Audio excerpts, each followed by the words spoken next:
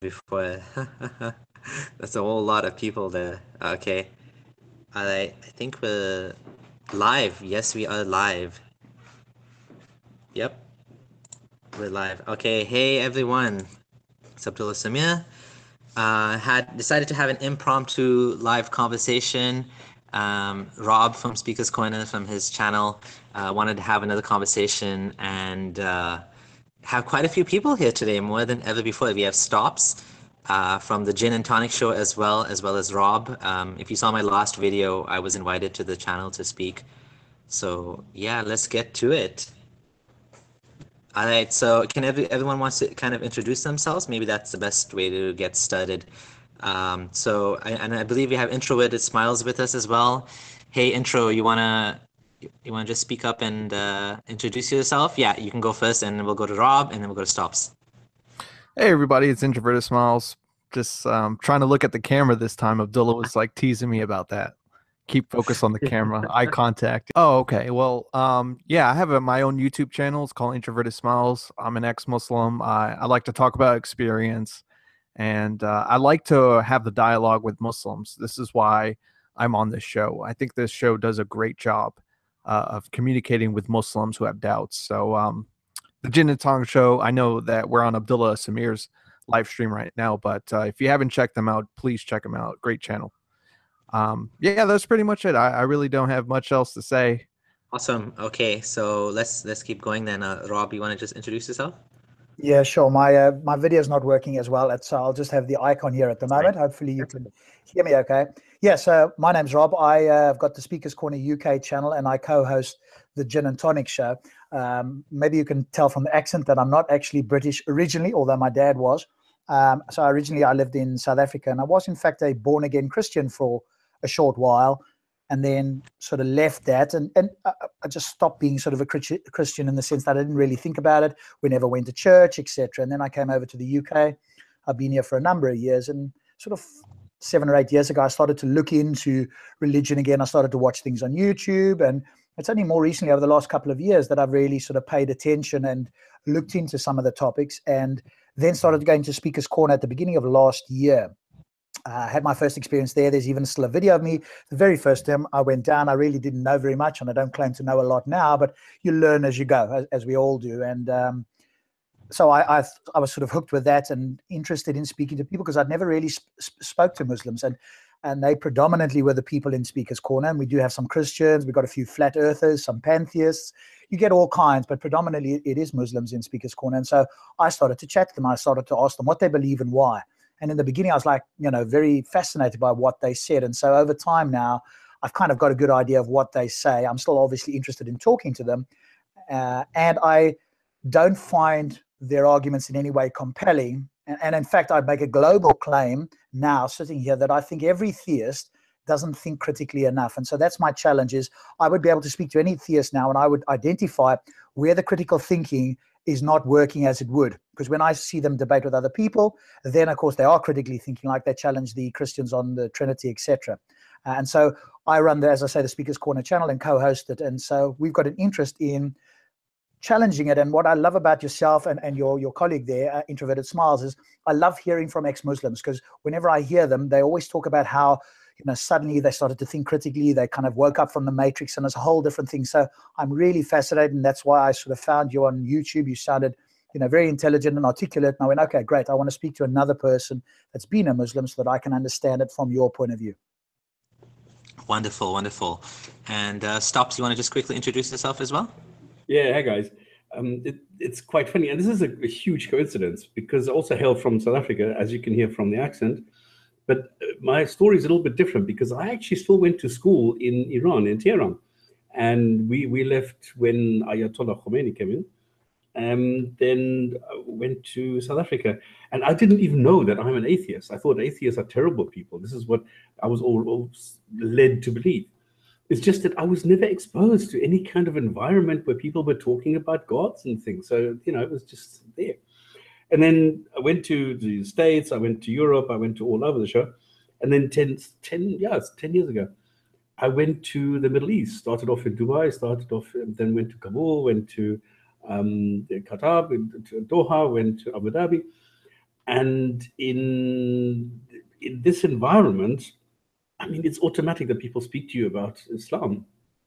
And what triggered me into looking at Islam was my boss, after a meeting, he came to me and he said, okay, by the way, have you heard that there are scientific miracles in the Quran? Mm-hmm. And I thought, what is he talking about? And then I went back to the hotel, and incidentally, this is the same hotel that was attacked a few days later by the Taliban. And I was missed. I mean, I just jumped behind a pillar because the guys just came in shooting like crazy.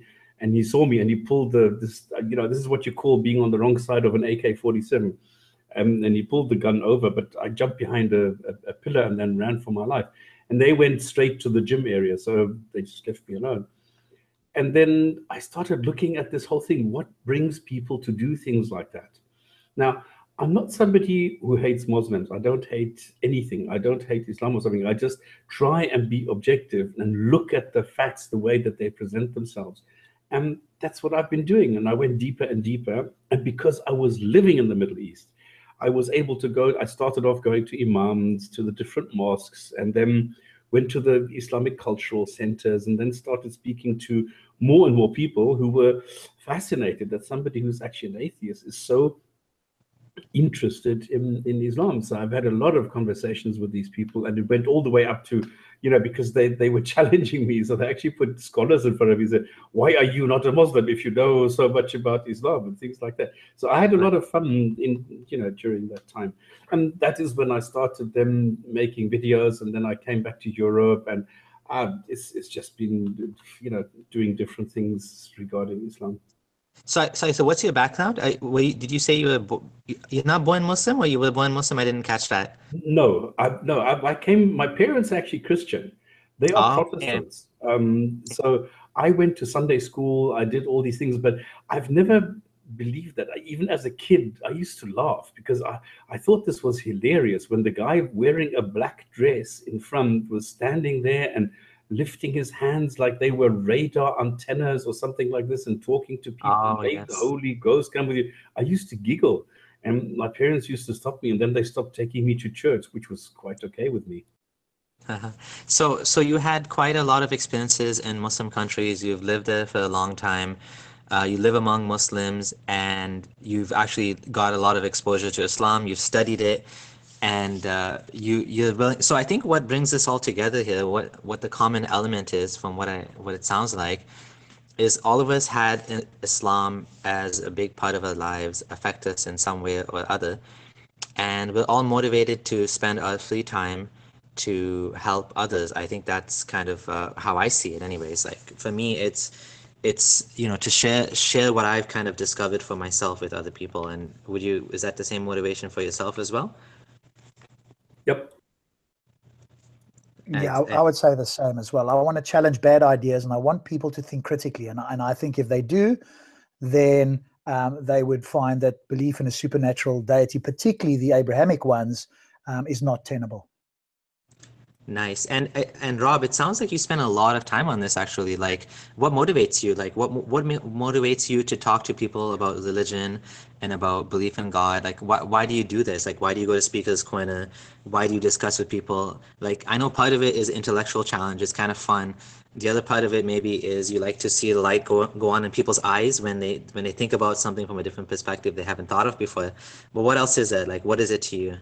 Yeah, I think you've kind of hit the nail there where you said light go on for people. I don't expect anybody in Speaker's Corner to ever change their mind. And paradoxically, I actually think that they will become more religious or more firm in their belief when they walk away. What I do hope is that either somebody watching or people on YouTube who are watching will go, right, Rob's presented a different idea, or it's not my ideas. I'm borrowing it. I'm learning from many experts out there and many different things like yourselves and others. And that's what I'm presenting. And I hope that people will then take a step. You posted something on Facebook about a particular person that had seen something of yours and made a change. That's my idea, is to get people to think critically. And if they do, they would leave Islam or leave Christianity or whatever the case is, and embrace and start to think about the world and embrace things differently, and start to think for themselves and not just follow something that was, supposedly created 1400 years or 2000 years ago. But why do you want people to Like, if people are happy following religion, like what's your problem? Like, you know what I mean? Like, Yes, good question. So there is an argument to be made for religion in the sense of its utility, its community, etc. However, I think there's bad ideas in religion, and bad ideas translate into bad behaviors, and we can see it across the world. It's not just religious people, by the way, so I'm not claiming it's only religious people. Of course, there's bad atheists, bad everybody, but there's right. specific doctrines, for example, in Islam, that say certain things. I could improve the Quran in one sentence. All I have to do is borrow the first tenet of Jainism, the ancient Indian religion, which says, do no harm to any living creature. If that was the first verse in the Quran, we would not ever be talking about any Muslim suicide bombers. They would be people who might have believed and aren't anymore. The more fundamentalist a Jain becomes, as Sam Harris has said, the less you have to worry about them. And it's quite the opposite in Islam. Yes, that's true. And Islam kind of presents itself in a way that it's a balanced life. So, when you said don't harm other people, don't harm any other living creature. Well, animals are here to serve us, and, the Islamic view is that, well, God created us and he's the one that gets to decide what's right and wrong. So slavery, well, you know what? Like, if God decides that slavery is okay, then according to Islam, then yes, slavery is okay. Right? I guess it's a divine command theory. Is that what it's called? It's God says so, therefore it's right.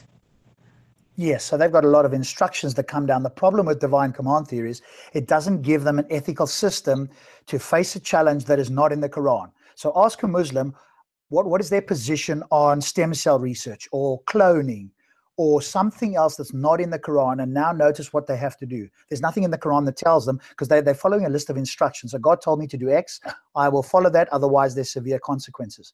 But the Quran doesn't cover everything, as we know. So ask them, well, what would you do in this scenario? And now notice what happens. What do they do? How do they appeal to work out whether it's right or wrong? And we have, I believe, as non-believers, secular humanists, or whatever term we want to use, we've got systems that we can use to give us answers, at least in principle, if not in practice.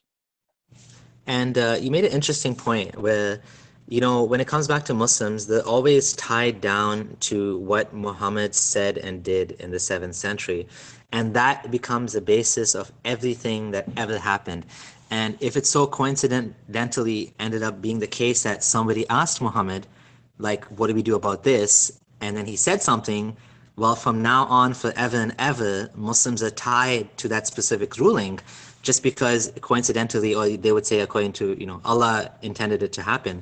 For example, right, it so happened to be that in the life of, according to the official story, so, most of the time when I talk about Islam, I acknowledge and I accept the fact that the hadith literature, it's problematic, there's a lot of issues with it. But for the sake of discussion, because Muslims accept that this is true, for the most part, it helps to, to start the dialogue. So according to the hadith, according to the story, Prophet Muhammad, he would say, actually a Jew came to him, or Jews would come to him and say, Assalamu alaikum, meaning like death be upon you, not Assalamu alaikum, peace be upon you. And so he would say, wa alaikum, meaning, and the same to you. And then according to the hadith, Aisha got mad and said, did you hear what he said to you? He said, death be upon you. And, she cursed the Jewish person back. And, there's a lot of anti-Semitism in the hadith literature. So this is one example of that. Of course, there's bad Jews, cursing the prophet, like bad Jews. Anyways, so because of this, at least according to the Salafi understanding, until the day of judgment, if someone says, and by the way, this creates a lot of awkwardness, and I'm sure intro has experienced this as well. When you say assalamu alaikum to someone, they don't know what to say to you. It's like, I'm telling you, I've had experiences where I'm like, assalamu alaikum to someone, and they're like, wa alaikum, hey, how's it going? And they're not even sure if they're allowed to tell you, like, wa alaikum salam, peace be upon you, because according to the hadith, the Prophet said, if a non-Muslim says anything, like, greets you, you're supposed to respond with like, wa alaikum, like, and to you, not wa alaikum salam, right? Yeah, so, I definitely had that happen, though. I want to just share that there was a Christian that actually knew that he should be deserving of getting the greetings of peace. And I did say wa alaikum to him, and he was just like, you're not going to give me the full salam? I was like, oh man, he knows about it. So it does create an awkward situation. Yeah, it's worse with with Arab Christians and Jews because they know about this, right? So they're like, they feel like, why are you treating us like this? Like, like, can't you? It's so silly, like, you know what I mean? Because of this very particular thing that happened. And there's other examples of this as well we can think of. Another example I can think of is like Prophet Muhammad in the Hadith says that I would have forbidden you guys from doing it while your wife is breastfeeding. So in Islam, you're supposed to breastfeed. The mom's supposed to breastfeed for 2 years. So he was gonna forbid all Muslim men from having sex with the wife for 2 full years, or at least until she's done breastfeeding, because he thought it was going to create some sort of harm. But then he saw those Romans were doing it, and their kids are fine, so it's okay. So it's halal because apparently, and I think, maybe some of the rulings in Islam tend to kind of show this 7th century mentality where, like, you can't marry your foster sister, meaning if there's a lady who you got married to and someone tells her, by the way, I breastfed you and I breastfed your husband, like, 45 years ago, you guys become haram for each other. You can no longer be married because she's your foster sister. So it's almost like the milk has some metaphysical power to make you related. Excuse me. And so it's like Muslims, the Prophet probably thought that, it affects the blood or something. And, so we see a lot of examples like that in Islam. And just going on that, I had actually a real situation where I had a friend who he had a foster sister, just like you said, and just because his mother breastfed her, no other relation other than that. He was telling me like he's so attracted to his foster sister, and he even thought about marrying her. But then he convinced himself that he had a jinn in him, and it just hell broke loose. Like started family drama and things like that, and he had to like program his mind. The imam had to like come in and deprogram his attractiveness to her just because she was breastfed from the same mother. And it's not like she's not really a sister, right? I mean, she's just another lady that happened to drink some milk. Like me and my wife, we've drank milk from the same cow. Like that cow doesn't become my mom, but why does it become like your mom if it's a human? It's weird, right? Like, and the other example I can think of like this has to do with mahram, right? The idea of mahram and how if someone's mahram to you, if someone's not mahram to you, like let's say you want to adopt someone. So if I wanted to adopt a daughter in Islam, because she's not mahram to me, she's not related by blood, I'm not allowed to touch her, I'm not allowed to kiss her. So even if I adopted her and she was my child, it would create problems for the relationship. So people have to do all sorts of weird workarounds. And I have family members that actually had adopted, and what they did was, well, first they tried taking some sort of drugs to get the milk, the best milk, so they could breastfeed the baby, so the baby would become mahram. And that didn't work. Then they went to another extent of getting the sister to breastfeed the baby. So legally, the baby becomes like a nephew / niece, and that way you can be alone with them and all that stuff. Otherwise, the Prophet said a man and a woman cannot be alone except shaitan is a third person with them. So, in order to avoid this like uncomfortable situation of like having a non-mahram living in your house, and all of this had to do with Zainab, right? All of this had to do with because Muhammad wanted to marry Zainab, so he made adoption, forbidden. And I have a full video on that. So there's lots of funny examples like that. I think that does something to your mind, man. Like the hadith where it says shaitan is the third person, because every time I was alone with a woman in a room, I thought about that hadith, and that just heightened emotions, and that made you more paranoid, and it just made it a dirty situation. So I think there's a lot of psychological implications with that hadith. So damaging. Yeah, but if you go the opposite way now, if you look at the way that the Sharia is structured, it is actually possible for you to go and have sex with your own daughter. Because if you have a wife and she has a daughter, then you get divorced and you then go to the daughter, you are actually allowed to marry her. And this is not haram in Islam. You mean your adopted sons? Adopted? No, it's your physical daughter. Say that again? You are, under certain circumstances, allowed to have sex with your own physical daughter. I've never heard of this before. Yeah. I know a lot of Muslims don't know this, because what happens, the way that it works is that you, according to Sharia, according to Hadith, you can divorce somebody where you have had a daughter with that woman, and then if you then go and the daughter comes and lives with you, you are allowed to have sex with her, because I you're don't not think related that's to her. I don't know if that's true, because she's still your Yeah. daughter and she still No. inherits from you according to the Quran. And we have examples of people that divorce the wives and the daughter is still mahram. I mean, I've never heard that before. I don't know based on what you've heard that, but maybe that's not correct, because my understanding is your daughter is always your daughter, whether your wife dies or, you know, she doesn't die. She inherits from you. She takes your name, like, you know what I mean? So I don't think that's correct, to be honest. By the way, I'm speaking from Sunni Islam, so I don't know anything about Shia Islam. I don't know anything about, I mean, I don't know anything, but like I'm speaking from my understanding as a Sunni Muslim that this is not the case. But if it's your stepdaughter, that's a different story. Your stepdaughter would be like, yeah, I'm not sure. That's again a questionable case, because your stepdaughter is like mahram to you. Again, kind of weirdly, not weirdly, but makes sense. But then does she stay mahram to you if you divorce the father? I don't know. These are all like, you know, strange rules, strange ancient Islamic rules that came out of Muhammad's head. So who knows what he was thinking? Yeah, The but one this is that- exactly one of the constructs, and I need to look it up, because this was also weird for me. But there is a construct that allows that. I just can't remember in which video I did this. I can't, from the top of my head, remember where I used. That's fine. That's fine. Could you guys speak on incest? Because I've been challenged in the park once, and there's a video there with a Muslim, you know, who's a bit disingenuous. It's not, the critical thinking is not that particularly high, but it's also somebody that misrepresents people's position. And so I was asked, hey, do you think it's okay here's the position. He's very specific on it. Do you, Rob, as an atheist, think that it's okay for a son to have sex, a son that's over 18, that's an adult, to have sex with his mother if the two of them say it's okay? So this now for him is direct incest.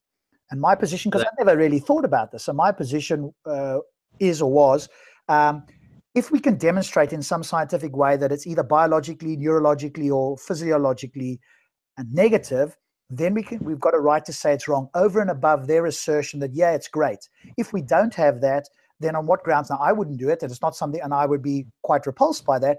But in order for me to say it's wrong for other people, I need something other than my own opinion and my own feelings. Could you talk about that from an Islamic point of view as well? Because I do think that there is incest is allowed from first cousins, etc. So what would be your view, firstly, as a non-believer, and then what would you say from an Islamic point of view? Okay, so first of all, yeah, cousin marriage is definitely allowed in Islam. In terms of, yeah, what was I gonna say? Okay, so yeah, what I was gonna say was, it just shows you that the fact that cousin marriage is considered okay, but not marrying your, like, you know, milk sister. It shows you just how much the reference of 7th century Arabia was to Islam, because, you know, the whole idea of foster motherhood, it was a very big part of pre-Islamic Arabia and Islamic Arabia, of course, as well.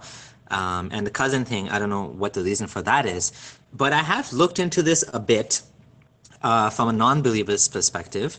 And from a believer's perspective, it's easy. It says in the Quran, you know, Hurrimat alaykum ummahatukum wa manatukum wa manat. Like, so the Quran says haram to you, forbidden for you is your mother and this and this and this, and your, you know, and the one that your foster sister is included in that list, despite there being no good reason for that. So as a Muslim, I'm like, yeah, that's easy. God says so, so that's it. Now, as a non-Muslim, you know, I happen to be, I just started reading a bit of stuff on ethics. And Peter Singer has actually discussed this in his book. He talks about how a parent-child relationship, incestual relationship, would be harmful. You know, psychologically, there's a power imbalance. Just like, you know, in Islam, you have a power imbalance between a slave owner and a slave. So to allow, you know, the slave owner to have sex with his slaves, it's, you know, it's not a proper situation where you can give meaningful consent. So for that reason, and he kind of elaborates, if you want to look up Peter Singer, incest, and he explains why, the parent-child relationship. Now, in terms of brother-sister incest, he actually talks about that as well. And he says, normally, when you grow up, together and you grow together, you naturally don't have, you're repulsed by your sister because you grow up together, and there's a biological reason for that, because the people that would have done incest back then would have all died out because it creates harmful genetic situations. The ideal situation is you have a little bit of distance between yourself and your potential partner.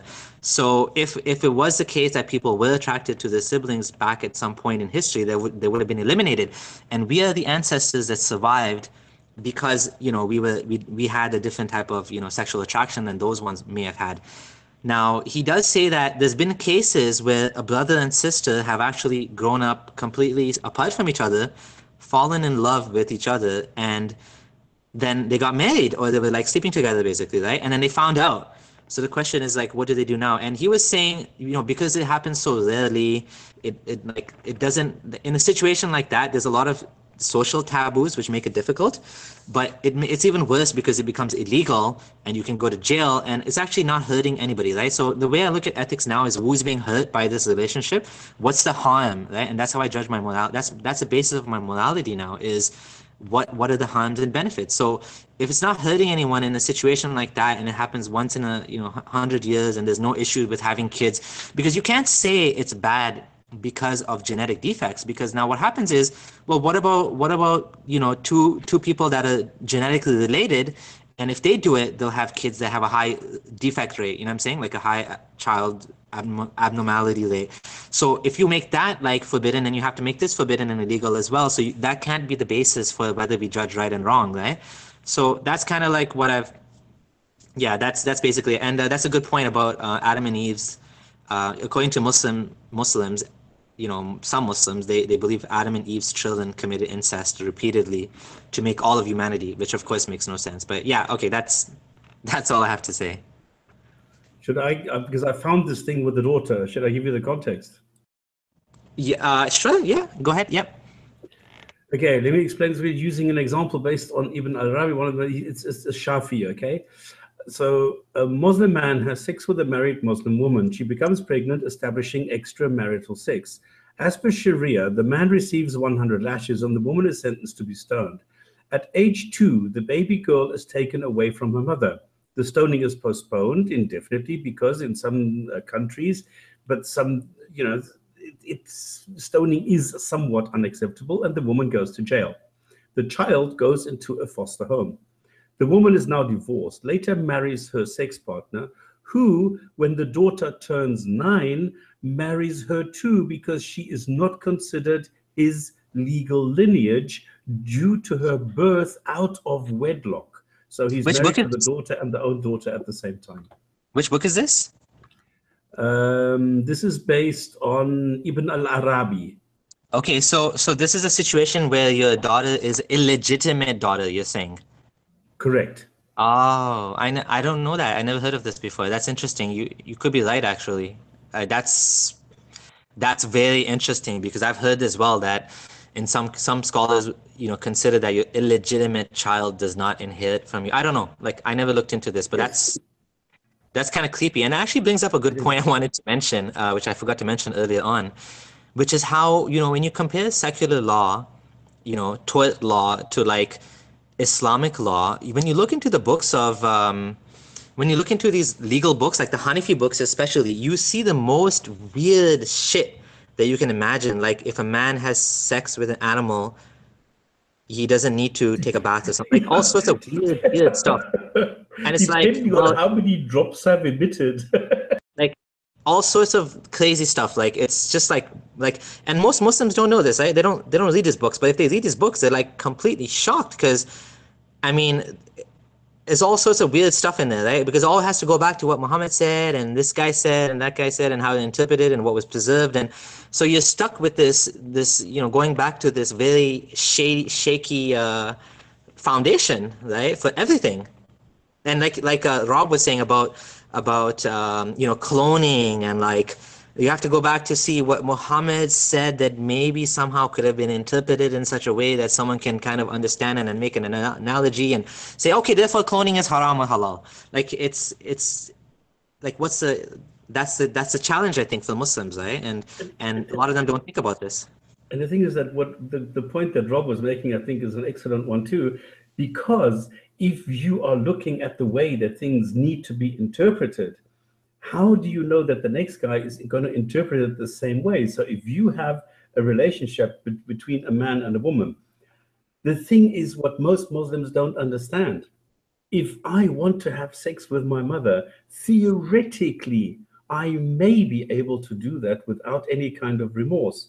But practically, and this is the point that he made, he is repulsed by it. And this is the point. I do not need a Muhammad telling me what to do. I do not need a Quran to tell me what to do, whether this is right or wrong, and whether I feel bad about it or not.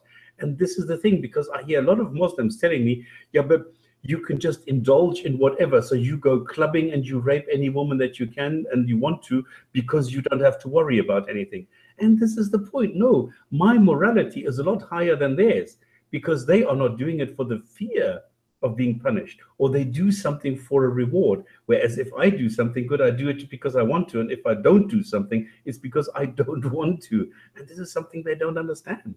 Yeah, they definitely don't understand that because they have so many weird rules. Like according to the Quran and Hadith, if a woman marries her husband and let's say she gets a divorce from that husband, and then she seeks out another man and she marries that man, but then realizes she made a mistake marrying that second man.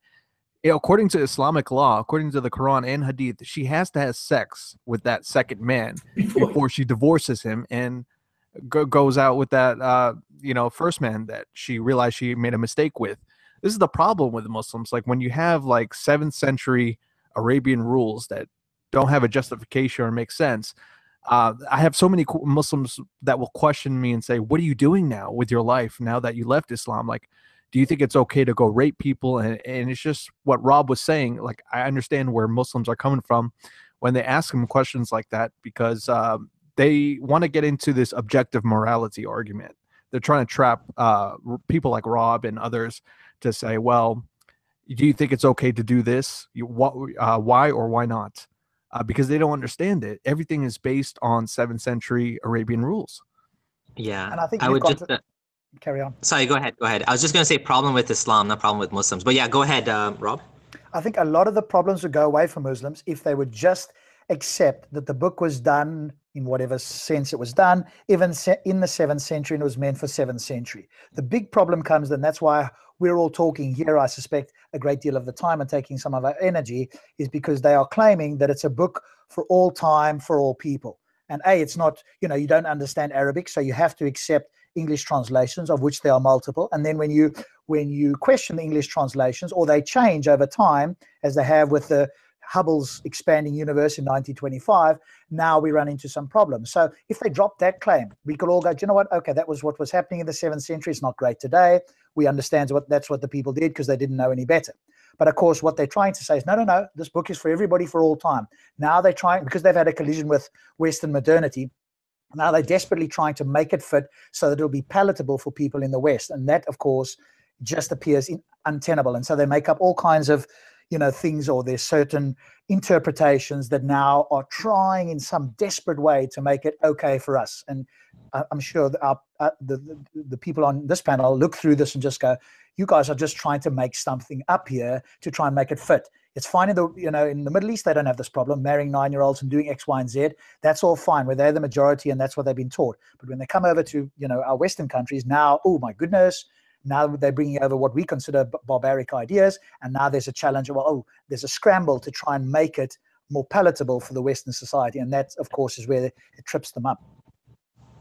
Yeah, and I think they're trying to make it palatable for young Muslims growing up in the Middle East as well, who are exposed to the internet.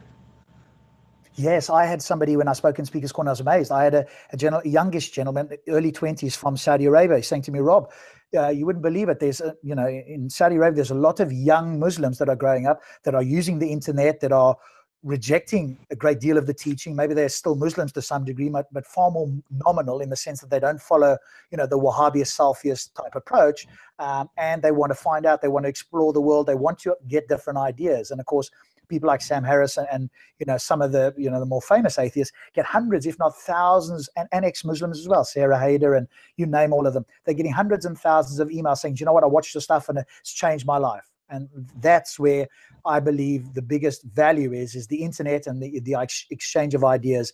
That's going to be the, in a sense, the biggest challenge for Islam to overcome. Yeah, but hang on. Even in Dubai, you have the so-called forbidden pages. Like if I in Dubai, for example, I entered something about the Council of Ex-Muslims in Britain, for example, it came up with a forbidden page where you have a huge big banner saying you're not allowed to access this. If this is an error, contact the information ministry and we'll open the page. But they are restricting it left, right, and center, and even more so, even in Dubai, even more so than if you go to Kabul, for example, where half the internet is blocked. Yeah, I've heard about. I wanted to actually, I really wanted to kind of get the lowdown on this and how bad it is, because I'm not even sure how bad it is. But what I've heard is many of the websites are blocked. I know for sure Saudi. I know for sure, and I'm not even sure which countries block which. But I know, like, even in Pakistan, Wiki Islam, which is run by EXMNA, ex-Muslims in North America, that's blocked. So we created a mail website. So it's wikiislamica.net. I mean, that was quite quick to set that up. But a lot of the other websites are blocked, you're right. And so that's one of my challenges too. Like, I'm on YouTube, so I don't know if I'm blocked in any way from any of the countries. If YouTube is blocked, but like I try to upload my videos on Facebook as well, just as a backup. But yeah, it is a challenge, constant, like whack-a-mole type of game you have to play to get your content out there, and especially to non-English speaking audience. I've been trying to get my videos subtitled into Somali language, and that's nice. Is that what it looks like? Is that the official? Is that the official screen you see, like when a website is blocked? I'm guessing that's just a parody of some of them. I think it looks a little too silly, yeah? Yeah. Yeah, it looks silly. Stop spending to get his hops. Okay. Can you share from you, Introverted Smiles, are you also in Canada or are you from the US? Oh, I'm definitely in the US. US. Can you two guys share for us what it's like over there as ex-Muslims for you? And is there any threats? Are you able to openly speak in both the US and Canada? What is it like for you guys? Well, in the US, we have 13 chapters now, the ex-Muslims of North America. So very happy about that. I think it's still taboo here in the US. We definitely have more freedoms than people in the UK. People in the UK, for being ex-Muslim, there's a lot of violence that goes on. People get jumped, get beat up. Over in the US, I'm sure if you just say you're ex-Muslim, or my videos spread to people here locally where I live in Florida, it's more of like a taboo and you get shunned and people don't want to interact with you, but it's nothing hostile, I would say, in the US. I think you'll be fine. You can go about your life. Just stay away from the Muslim crowd. I wouldn't say, actually, I take that back. I don't want to say stay away from the Muslim crowd, but there are some Muslims that'll just have a problem with you. But I still have Muslim friends and family, I just can't really be totally open about it and argue back. That's it. So for me, I pretty much have the same thing to say. I didn't even know you were an EXMNA intro. Anyways, for me in Canada, like, okay, so I'm a huge. So first of all, I don't mention specifically where in Canada I am. I try to avoid getting into that. Like, people who know me know where I am, so that's not an issue. But I'm just being on the safe side, because obviously, there's some risk involved in doing what I do, and I don't want anyone in my family getting hurt. If not necessarily even hurt, it could be less than that. It could be something, they can like create trouble for you in different ways. So, anyways, I won't get into that. But yeah, to to answer your question, it's a similar experience. The Muslim community just acts kind of like awkward around me, and it's like an elephant in the room. It's like your dad died or something, and they don't know what to say to you. And sometimes there's a weird half salams you get where they start saying salam and then they stop and then they don't know what to say, and they're like, hey, how's it going? Hey buddy, like you're now a white boy. Hey buddy, how's it going? Like instead of salam alaikum. And sometimes they'll still say salams, and anyways, it's just a lot of awkwardness. But to your face, they don't usually say anything. They're just like, especially if they know you, like they knew you for your whole life and they saw that you were sincere, and now they're just like confused, right? Like mostly they feel sad for you and they're just depressed. And I had a couple of people start crying when they were talking to me, like my auntie and my sister-in-law. They started crying, you're gonna go to hell and all that nonsense. But unfortunately, I almost started laughing both times this happened, because I just found it so ridiculous that you're crying for me to go to an imaginary hell that you believe in, that I'm going to be tortured in forever and ever. But it just seems so silly to me that it's like a kid crying because Santa Claus is not coming, and you just feel like you feel sorry for them, like they're so upset, but it's not real, right, in the first place. So yeah, that's my experience. Same as intro. It's pretty safe, I think, in Canada for me for the most part. I'm just taking some precautions just in case, but for the most part, I actually got recognized in public twice, and both times it kind of freaked me out, because it was like someone came up to me and is like, "Are you Abdullah Samir?" And I'm like, depends who's asking. Like, why do you want to know, right? Like that. I was like, but then I'm like, yeah, it's me. And they're like, oh, cool. I watch your videos and I'm thinking about what you said and this. And I'm like, oh, cool. And I'm like, see you later. And I just, took off. And that's exactly it. Rationalizer once told me about this. He said, I was walking through Birmingham and I was on the side of the road and I saw like just a normal guy. He was just wearing this typical Islamic dress. So he was obviously a Muslim on the other side of the road. And he was looking at him. And he said, at that moment in time, I decided I need to go anonymous, because it's really, I don't know this guy, but he was looking at me and he was really like checking me out. And he thought to himself, does he know me? Is this now something that that I need to be careful of? And this is when he said, it's exactly what you are saying. There is some risk involved in what he does. And that's when he had decided no longer to give out like address and things like that. Yeah, it happens a little bit here as well. I'll post something in the chat here. There's another gentleman that a number of Muslims hate, and I'll put it here as well. He's an African gentleman that is in Speaker's Corner. His name is Sara, S-A-R-A. And if you follow the link there, you'll see some videos of him interacting with Muslims and a couple of threats being made there. So there are a few threats in. And again, this is a small minority of sort of more, I would say, less psychologically stable Muslims in a sense. Not a lot of them, so it's not like there's a big thing going on necessarily. But this is not even ex-Muslims. He's very blunt with his criticism of Muhammad being a pedophile, etc., etc. Now, if somebody asks me, I'll say that, but I'm not running around saying it left, right, and center. So he's very much more a case of being in your face, and he's a little bit infamous over here, or famous, depends on your point of view.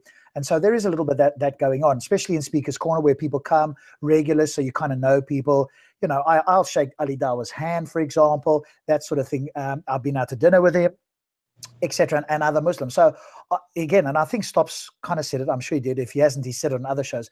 We don't hate any Muslim, but I'm very critical of the ideas and the ideology. And I know there's good Muslims because I'm speaking to them regularly as well. So again, and I think you guys would say the same, and so would people like Harris and all the rest. But some people, the more quote famous you get, the more people want to misrepresent your position and say, yeah, you hate all Muslims, or you want to do a nuclear first strike, or some other nonsense like that. And I think most of us are clear that we don't actually hate almost any Muslims. That's just a negative emotion that you don't really want to have in your life if you can possibly help it.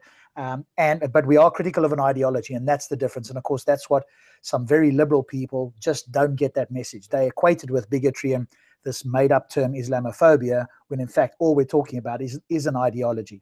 Well, Rob, I have a question for you. In the UK, specifically Speaker's Corner, around that area, is there any hostility towards Muslims that you approach those type of people and have to talk them out of it and tell them it's the ideology, it's not the people, or is it pretty much safe for the most part? you talking about Muslims confronting ex-Muslims, or who are they? I'm talking about like people who just have a hatred for Muslims straight out. I mean, I just want to know if they're public out there in the UK around that Right. area. So Like, you mean like far right people potentially, or people who have like the ideology that all Muslims are bad or terrorists? That's Yeah. very rare. Some people there will be the odd person who goes through there. I mean, it's majority Muslims in Speaker's Corner, 70%, I would suggest at least. So it's on a Sunday for people who don't know. Every Sunday in Hyde Park in London, if you go onto Google Maps and you type in Speaker's Corner, Hyde Park, London, you will get the spot where we all congregate. You'll see it in videos.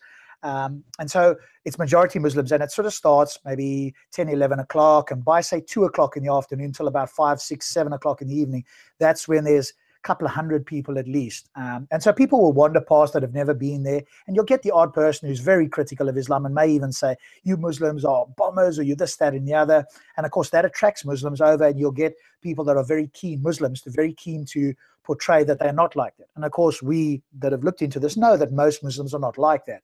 But then I guess Pew polls do show different degrees of conservatism, shall we say, from the small subset of terrorist bombers, as Harris has said, and that circle widens out.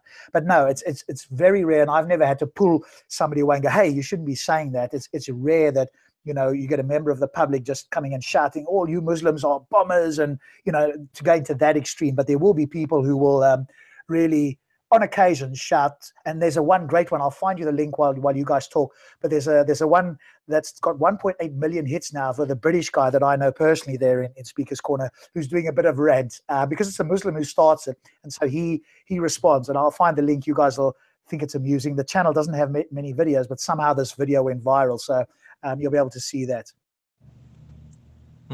Okay. Yeah, because thank you for answering that question, because definitely when I was Muslim, I used to be terrified of the Pamela Gellers or Robert Spencers. And, I look at them now as an ex-Muslim, like, they make a lot of sense. I used to be terrified of, these type of people that I created in my mind that actually didn't exist, or it might be the oddball. And I think Muslims need to understand that to take away this fear that they have when it comes to engaging with people about their religion. Yeah, I think I agree. And you'll get some Muslims who will just paint Pamela Geller or Robert Spencer or Tommy Robinson, whoever it may be, as just racist, bigoted Islamophobes. And that now puts them into a corner. When you throw shit, it's difficult to wipe it off. It sticks easily and it's hard to get off. And so instead of dealing with the criticism, say, hey, Tommy Robinson said this, here's why he's wrong. Now that's a way to deal with it. But when you just attack the person's character, as we know, there's no substance, but that gets into the media. It sounds good because some Muslims, not all, can't really deal with the arguments, and so it's easier just to smear somebody. So I would want to see Muslims challenge their ideas, show us where that's wrong. Or if you're saying they're bigoted or racist or Islamophobia, show me something specific they said that I can agree with or not. But otherwise, you're just making claims, and it's like, but then they mustn't be upset when people make claims about their prophet or about them, because if they're going to do the same, then they've got to expect it. And that's something maybe we can talk about as well, as kind of the free speech thing that's really been a little bit under scrutiny now in Speaker's Corner. What's happening? What's this free speech thing you're talking about? There's issues now?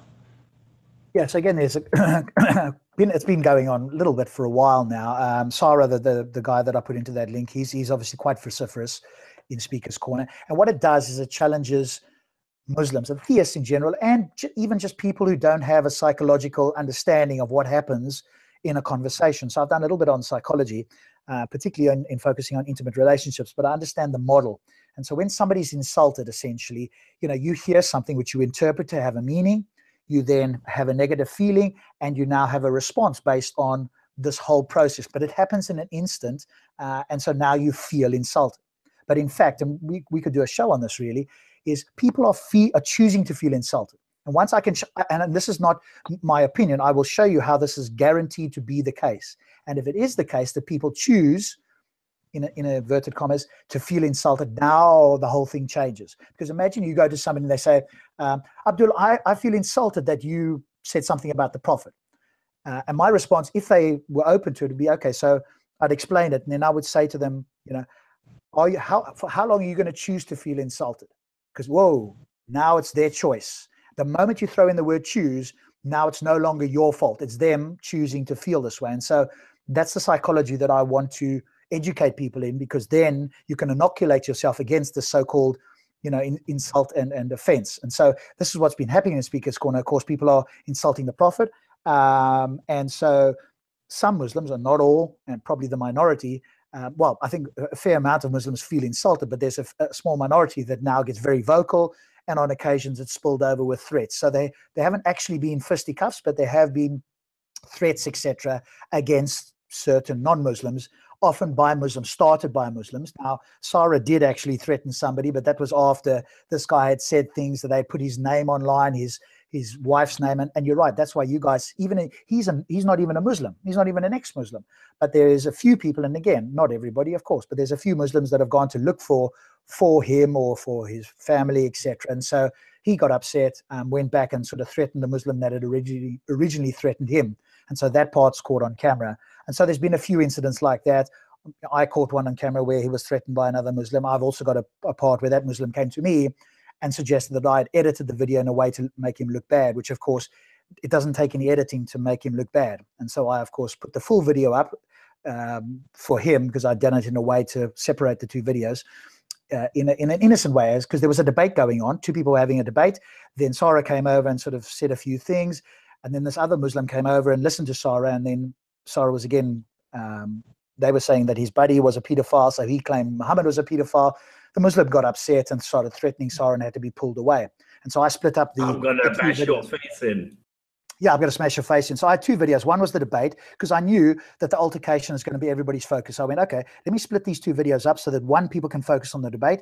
Number two, those who want to look at the altercation and have an opinion can do that. And so I split these two up, but I made them overlap. So it wasn't like I specifically went into the altercation video and, oh, let me just edit it in such a way that a particular person looks bad. In fact, I just pushed it back sort of 10 or 20 seconds to give people a chance. So if you've watched the first part, then you go and watch the second part and there'll be a bit of overlap. But this guy approached me and basically said I was editing it, but he had already made up his mind. So he's not somebody that I take seriously as any sort of person who's thinking rationally. And so I've now put the entire video up. But there is a little bit of this undercurrent of, there's a little bit of sort of bully boy tactics, in the sense of they're going around there trying to, those people that don't like, or they've already pre-decided. And again, this is not everybody. I want to keep stressing that. And so there's a little bit of, we're kind of running the park. They're not saying those words, but that's the kind of intimation that's coming out, when of course that's not the case. Right. And whoever's just joined, you're listening to Rob from the Jinn and Tonic show, and we have Stops from the Jinn and Tonic show. He's the guy that has a green turban on. And we have IntroVertedSmiles. He has a channel as well. Just post your channel in the chat if you have it open. I guess you probably don't have it open. And I wanted to say, about what you were just saying, that I feel like, the whole Muhammad is a pedophile kind of argument, and in the chat someone's saying child rapist. I don't find that bringing that argument is productive.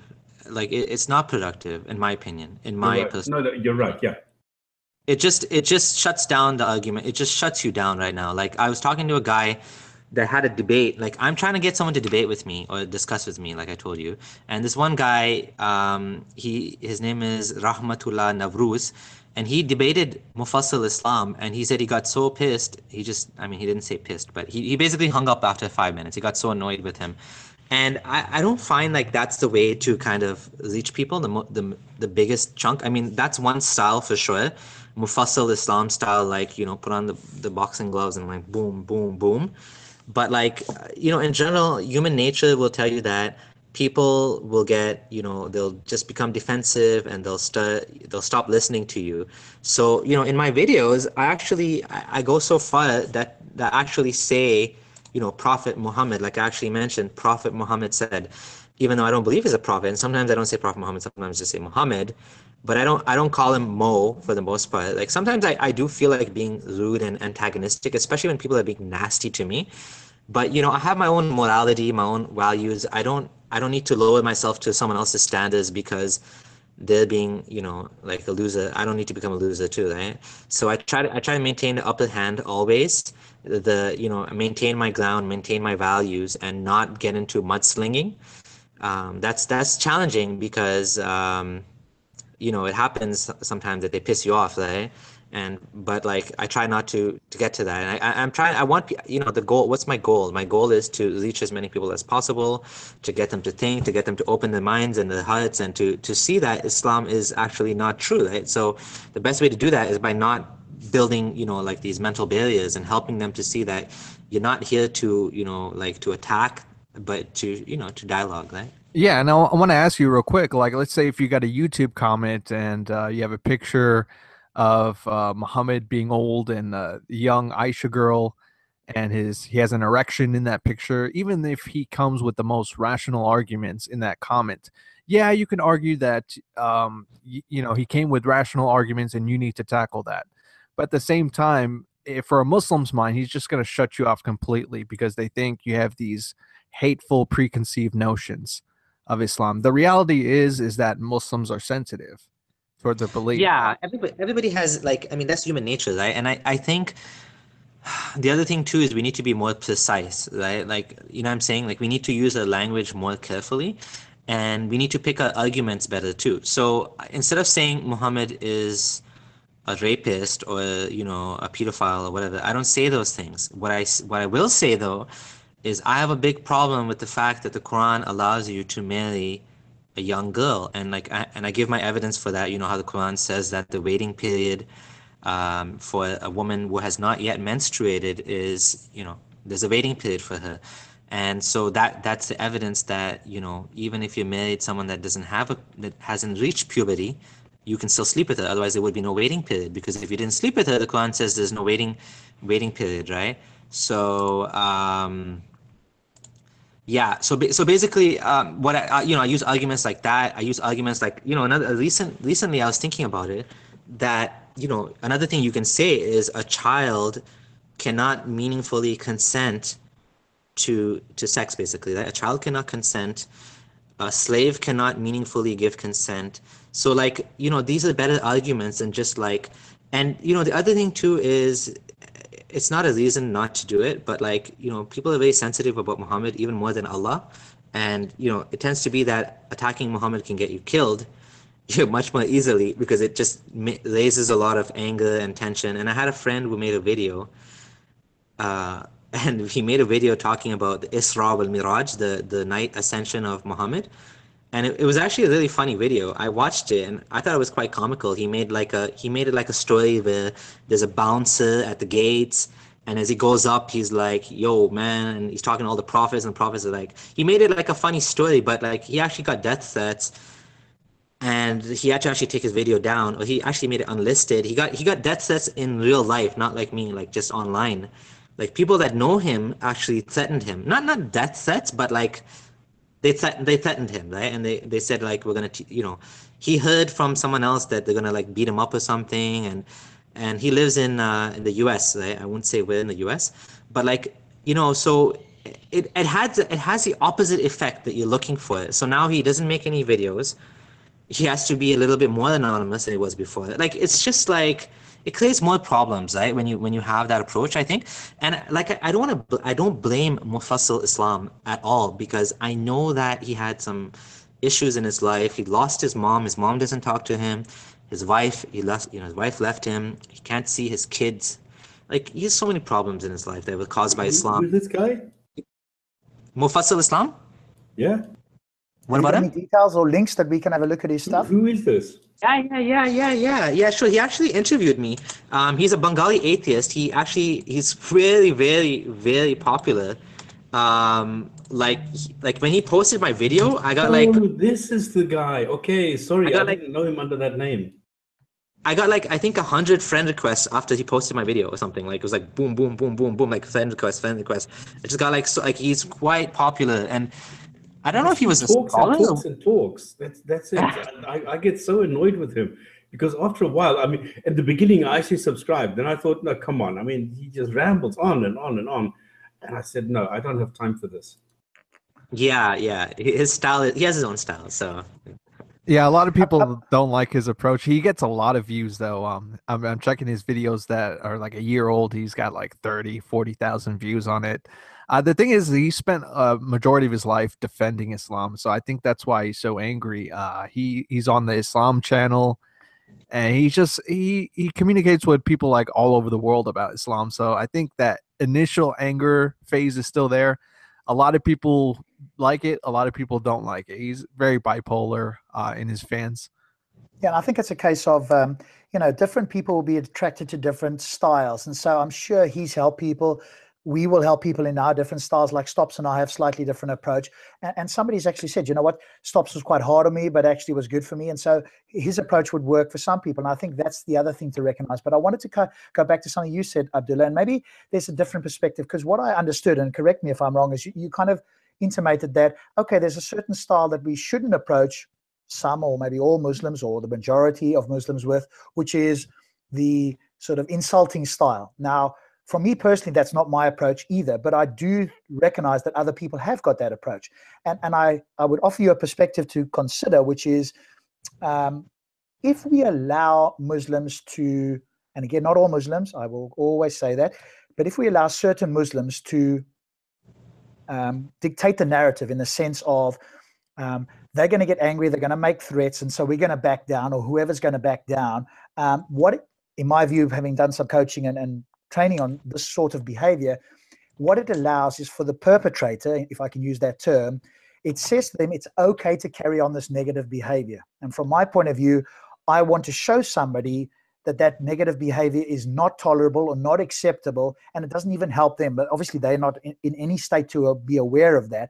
But for us to back down, now it's not going to insult everybody left, right, and center. But what I would rather have is not us going down to the lowest standard, but rather rising all the ships together. So my solution is an education, and it's in particular a psychological education, and teaching people, particularly some Muslims, that number one, being insulted or offended is an illusion. It's not true. I know you think it's true, but if we unpack it and we gave you a course and we explained it to you, you would be in no doubt that in fact you are making the choice. Now, in order to solve that, in order to get out of that, take some time. It's not going to happen overnight. Tomorrow, suddenly you never offended again. I mean, it's possible I could probably get offended. It'd be rare, but it would. But immediately I would recognize that it's my choice. Now, I don't necessarily figure it out in that moment, but it is my choice when I go and reflect on it. Correct. Okay, so I should clarify what I mean. Because you hear this all the freaking time from Muslims. Why do you have to go and offend my religion? Don't you have better morals than that? Why do you have to offend people? Why do you have to insult me? Why do you have to insult my religion? Like, I don't insult your religion. The Quran says don't talk badly about other gods. Well, hold on there, buddy. Your Quran actually calls, disbelievers filth, okay, najas. So don't let them approach Masjid al-Haram ever after that. Oh no, that's spiritual filth. Okay, so your Quran calls people spiritual filth. Okay, fine. That's the first thing. Second of all, it's just full of insults. It's completely full of insults towards the worst of all animals. Yeah, worse than animals, deaf, dumb, and blind, and this and that, and it goes on and on and on and on. So why do you think your Quran is put on a pedestal, and it can say whatever, you can promote that, and it can say whatever it wants, and I can't make fun of your religion. I can't say that this doesn't make any sense. I don't agree with that. And I do believe that mocking has its purpose, right? If you're just mocking for the sake of ego and just to make yourself feel good, then you're not a good person, and you're not, may not have the best effect, right? Because you're just doing it for your own ego and you just want to put the other person down. But if you're doing it, kind of when Ali Dawah goes online and he goes and he's actually making fun of people for doing things that they're not supposed to do in Islam, picks on women, for example. What is the point of doing that? It's just to make yourself look good and feel good, right? So go ahead, Rob. You have a slide you want to show us? I won't go into very much depth, and I have done this elsewhere, but I'll just show you this. So this is what we call the NLP communication model. And essentially this is an unpacking of what happens when what they call an external event comes in. So if you look over here, so somebody says something, Muhammad is a pedophile, whatever. That's an external event. It's an auditory event that comes into somebody's system, and it gets filtered through these sort of filters. Again, I could do a much more in-depth analysis of this for you. And based on these filters, which are often through our social conditioning, our upbringing, etc., it goes in and it gets you have an internal representation. So somebody says something, and remember that we can show that this is not objective, because everybody will have a different internal representation. It then affects your state. That's how your body is, your feelings, etc. It affects your psychology, and then it's your behavior. And so if we can, at this point here, have an education that says, hey, you can change this part, then this will change, and so will everything else. And I think that, for me, in like 10 seconds, is really just the way that one can overcome these sort of things, which is, just educating people that it's okay, or should I say that it's not okay to feel insulted. It's just something that you've learned. Other people around you do it, but in fact, it's an illusion. It's a bit like, and the analogy is not perfect, but it's a bit like believing Santa Claus. Young children believe it, and then eventually they get to a point where nobody else believes it. They look around, they ask some questions, and they find out, hey, it doesn't actually exist. But all the time up until that point, they thought it was real. And it's the same with, and I think being offended and being insulted is insidious. It's in some sense worse than some of the other things that are going on, because it's affecting our society, and people are pandering to it because they don't have an education that, in fact, this is just an illusion for the person. Even though it feels real, objectively to the rest of us, it's illusory. And going through this whole process, I think, is helpful for those who are interested, to show that we can unpack this and show you that what's going on can be changed, and it's just your subjective opinion based on certain criteria that's giving you this. And if then you have that education, you now have to be asked, how long are you going to choose to feel this way? And once that question is asked of you, now you have to take responsibility, and it's no longer the person that says something to you. It's all about you. And I think that's what the education process should be, which is, hey, it's all about you, instead of me trying to change the other person's behavior, because I don't really have control over them anyway, unless I'm going to threaten them or do something to modify their behavior. So rather, can I inoculate myself against it, which is what I've said to Muslims. Hey, Sarah is actually your greatest gift. Now, most Muslims wouldn't really understand that, even if I explained it. But he's your greatest gift. You can deal with Sarah, the guy at Speaker's Corner. Man, now you've got armor to deal with people, because people like Sarah are not going to go away. Now, I may not, as I say, go with his approach, but he should have the right, and so should anybody else. And somebody can come and say whatever they like to me. I've got to be able to deal with it in an empowering way for me, because I can't stop them without, some kind of threat or some kind of insidious thing that I'm going to tell them to change their behavior. I think I just want to share real quick. I think there are a lot of Muslims in America, at least, that do play in with the PC culture, politically correct. Because when I used to do response videos to American Muslims, and I would tackle it point by point, Quran and Hadith only, and I would get messages immediately saying, take down your video. You're creating a crowd that hates Islam and hates Muslims. Therefore, this is a threat. And they would get away with it. They would report it to YouTube, have my videos taken down. And I think that's a little too sneaky, a little too slimy. I mean, I've seen Ali Dawah, for example, do worse on camera. Exactly. Ask Stops about his channels. Go ahead, Stops. I mean, no, I'm not going to cry in public. Not so much fine, but just so that people know that it's not just introverted. It's happening all over the show, but it's only happening on one side of the scale, so to speak.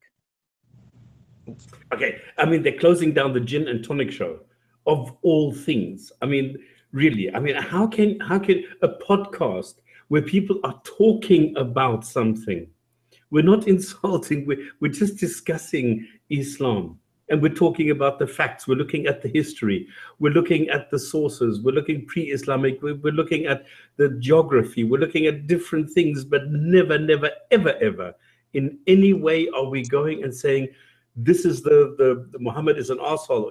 No, we don't do that. And they close it down because it's too uncomfortable for them to bear with the truth.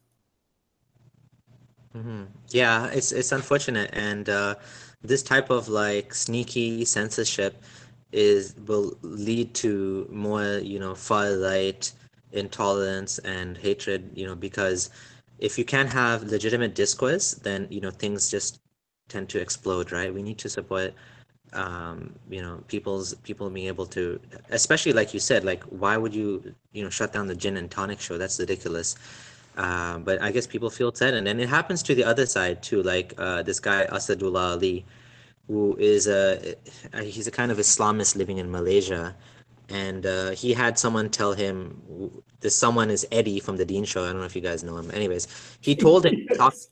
He told Asadullah to talk to me because Asadullah is an ex-atheist as well, ex-atheist.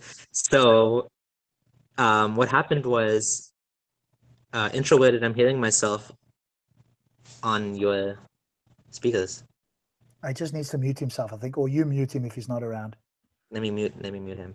Yeah, so like I was saying, okay, then I muted him. Yeah, so like I was saying, what was I saying? What were we You were talking? talking about this ex-Muslim, Malaysia. sorry, ex-atheist. Yeah, so Asadullah, okay, he eventually ended up blocking me, but this guy, he has a channel as well, and he also has the same type of things being done to him, where he's promoting like Islamic values, Islamist values, like Islamic State, you know, at one point death to apostates, stuff like that, and he's also being censored by people, you know, reporting his channel, and so I think this kind of stuff happens all over the board. Where it's the most insidious is when you have a government like Pakistan working with the company, an American company like Facebook, to like shut down like atheist pages and pages insulting Muhammad, and like, you know, like big atheist pages like Atheist Republic, and like these pages got shut down sometimes. You know, some of them came back up, some of them didn't, like you said, Jinn and Tonic show. So that's where it gets really insidious, right? But yeah, that is definitely a concern for me. What is your shows guys? how threatened they feel? I'm sorry? It shows you how threatened they feel. Yep. What is your guys' view yourself, Abdullah, and also introverted? What's your view on freedom of speech? Should we have virtually absolute or completely absolute, or is there a limit for you guys? Obviously, over there in Canada and the US, what's your view? Okay, so in Canada, yeah, there's definitely limits, and there's definitely hate speech laws and stuff. One of them was this Islamophobia bill that came about, which again, the right-wing kind of Christian guys got all up in arms about. You know, there was a motion. First of all, it wasn't a law; it was a motion to condemn Islamophobia, and it happened after these 3 people were killed in a mosque. Is that the 103? Yeah, I think so. So what happened was it actually had a really, really bad like response. Like people just freaked out, and they were like protesting outside mosques. I mean, this is like getting insane. Like protesting outside mosques, protesting outside high schools, which I thought was quite offensive. Like you got high school kids coming outside the mosque and seeing signs about Islam is evil and Islam is like it's too much, right? Like so like these guys kind of freaked out, you know. Some of the same guys were like, no Sharia in Canada. Why is it too much? Well, because the same guys that are saying no Sharia in Canada, and you know, no prayer in school. So there was a huge issue in Toronto where you know, there's like Muslims were praying they were taking a Zoom, and they were saying their Friday prayers and whatever. And these guys, mostly Christians again, came and made a huge kerfuffle about it, and they had a big issue with people being allowed to pray in school. Yet they have no issue with publicly funded Catholic schools, which of course you have prayers. Okay, that changes it. Okay, I understand. That's one thing. The other thing is like you're picking on, you know, it's just a way of, it's like it's such a long way to do things, to be standing on the street. And I guess there's some room to disagree with me that standing on the street and saying no Sharia has its benefits maybe, but all it does is just makes people uncomfortable. You know, people that are just going to the mosque, they don't necessarily even support Sharia law, right? And it's just like it's just antagonism, and it just feels like it's like that video I saw in the UK where, you know, Tommy Robinson, or not him specifically, but you know, they were walking through this part of town in the UK with big crosses, and then the Muslims came out and got all pissed about it. And it's just very confrontational, and it doesn't, I don't know, I just don't see the point in that type of approach. I mean, so in terms of what you were asking me, sorry, I'll let you talk in 1 second, Stops. In terms of what you were asking me, Rob, about freedom of speech, and I'm not like, you know, I'd like to say that on a lot of these topics, I'm I'd remain neutral just because I haven't studied them in great detail. What I do believe, I kind of tend to agree with Sam Harris, what I've heard from him, which is that, when you put too much limits on free speech, then these things just go underground. So, it's challenging when you have people like Anjem Chowdhury coming out in public and saying deaths to, UK and, Sharia law will rule you guys and, we're going to enslave you non-Muslims and this and that. And it gets kind of, painful to see people doing that, but at least they're open about it and at least we can see it and at least we can deal with it. So I kind of think that makes sense at this point in time. I agree with that. I don't know about unrestricted speech. I'm not sure about that. I haven't really thought about it. Maybe Intro can give us his view from the US side. Intro, are you here? Yeah, I'm here. Yeah, everything that Abdullah Samir just said, I agree with. I think it's okay if I don't know if you guys are familiar with What was her name? Evangelion or something like that on YouTube. She was on YouTube a little while ago. She got taken down. She used to openly proclaim that she was a neo-Nazi. She openly hated black people, hated Jews. And there was this big controversy that she was on YouTube and YouTube had to take her down her whole channel, even though she got a lot of subscribers. Listen, I think free speech is good. Free speech is definitely a good thing. I don't think we should censor everybody, but you have to ask yourself how effective you are being having all this free speech. When it comes to Muslims, I think it's important for everyone to understand, Muslims regard Muhammad more important than their family. And it says that in a hadith. You have to exalt Muhammad more than your family and your own very being. So when it comes to the Muslim issue, I would say that a lot of people just don't understand it. They don't understand that Muslims put Muhammad in high regard. Now, I'm not saying, you can't criticize his life and you can't criticize his ideas, but it is like helpful to understand that it's better for you to not like go on the street and just scream pedophile, pedophile, pedophile, and let's stop Sharia law and stuff. That's okay, stopping Sharia law, all these protests. But at the same time, I want people to come from a sense of understanding. I think with a lot of Westerners, they see what Christianity, how it came down and apart, and they want to do the same thing with Islam. And I think it's a little bit more tricky. I do think the solution is just a little bit more tricky because these people are coming from war-torn countries or countries that were not developed yet. I think you have to just put everything in perspective. Mm-hmm. Okay, so interesting views, I guess. In some sense, I agree with you, although I don't agree that you can't go shout pedophile, pedophile, or for that matter, nigger, nigger, nigger, or whatever other terms people find offensive. Because the moment you start to do that, it becomes a slippery slope that never stops. And who makes that decision anyway? Are we supposed to respect Islamic ideas because people hold them, sacred? Well, I hold sacred the truth. And so are they okay to stop talking about God? Because I think talking about God without evidence, one could say, is insulting. Now, I don't choose to feel insulted, but I could run on a rant. And so how do we decide? So it becomes this sort of slippery slope. Plus, the more you're exposed to something, the more it becomes blunted. So, it's like, imagine you go work in a sewage factory. The first day you wouldn't go out there going, oh my God, this was like hell. Go there for a month, you won't smell it anymore. And it becomes the same with the words. And so people are so scared of words affecting people, which is hence my view on educating people, which, is a great idea, but are people open to it? Because if people aren't open to being educated, then of course it's much easier just to stay ignorant or to, say, well, you're hurting my feelings, rather than take responsibility. And I think all of us here are not going to go out on the street and do what you're talking about. But I do think it's important that people have got the right to do that. So for me personally, and I'm happy for you to challenge me and we can see if there's, because there could be an exception. I haven't come across one. But for me, it's pretty much I'm an absolutist.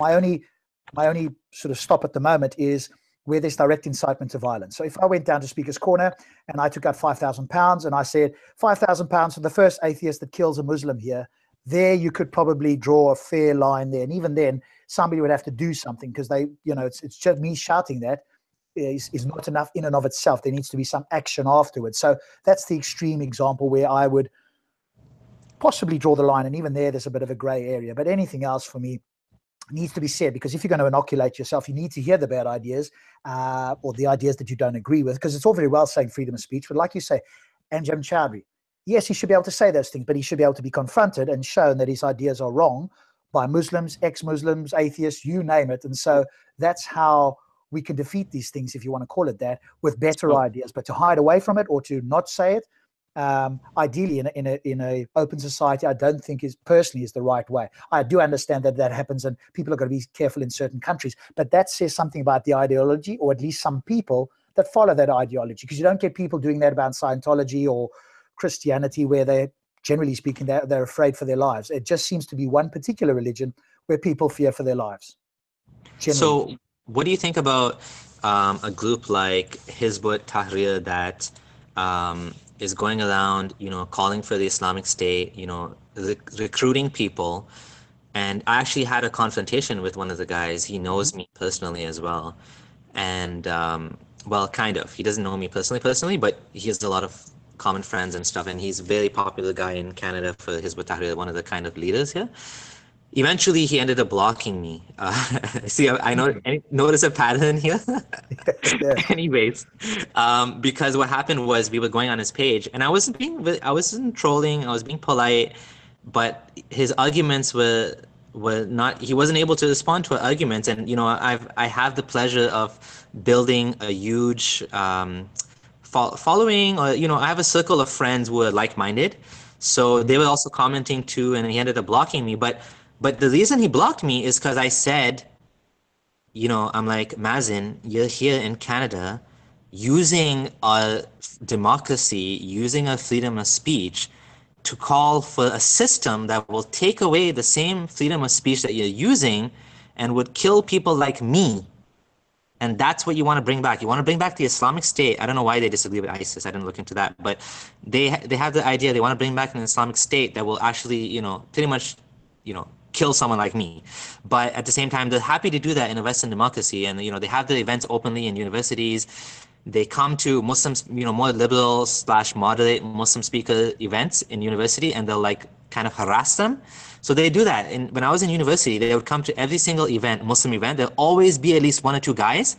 They'd get up and they start shouting at the speaker, saying, you're a sellout and this and that, and Islam this and Islamic State this is supposed to be like that, and they won't use violence, as far as I know. They won't hurt anybody, but this is the type of attitude they have. And so what do you think about that? They're using a system to promote their own nasty, intolerant values, and should we tolerate that?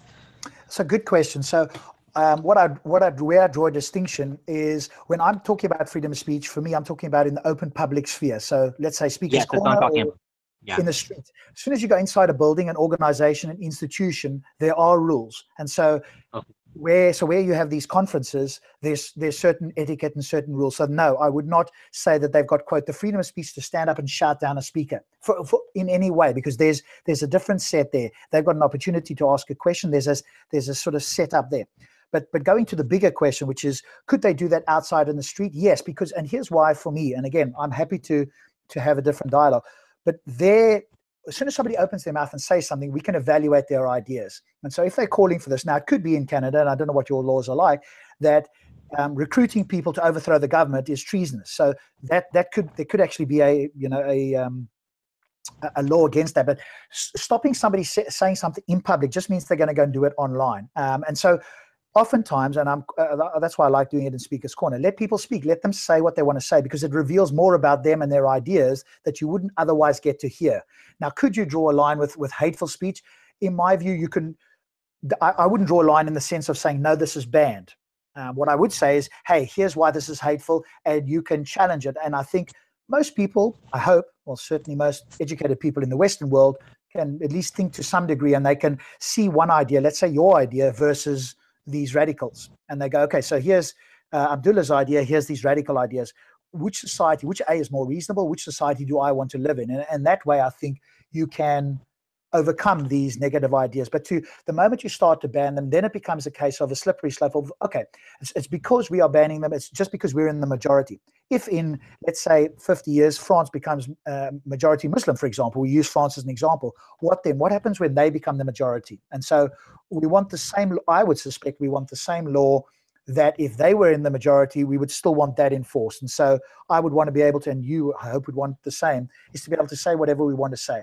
Now, yes, we've got a different approach to them, but I think the principle for me remains the same, that Andam Chowdhury and these radicals should be allowed to, on the street, in a public area where they're not stopping cars or in other ways, in any other way, stopping people from going about their business. They should be able to say virtually whatever they like. Now, if they recruit people, in fact, that becomes a terrorist organization, well, that's probably against the law and that can be dealt with. But them actually speaking, it's actually a good thing. And it happens, I've heard it happens in Speaker's Corner where there's quite undercover people that are wandering around. Maybe I've met one of them, I don't know. But, you know, that because they are monitoring this sort of thing, because otherwise these guys are doing it hidden away. Let them do it in the street, because now you can identify these people and you know what their ideas are and you can counter it. So for me, pretty much, yes, almost anything, as I say, apart from direct incitement to violence is where my view currently stands, unless somebody can bring a good argument against it. And there may well be an exception. I wouldn't use yours as an exception. Yeah, I agree with those sentiments. You know, when I was Muslim, I came across a booth that had a bomb on Muhammad's head, and I became angry at it and stuff. But I defend their right to do so, because at the same time, you also have the Muslim side. Anyways, we have a hadith that expels the Jews and the Christians from the Arabian Peninsula. So when it comes to some Muslim countries, they definitely block out our voice and our point of view.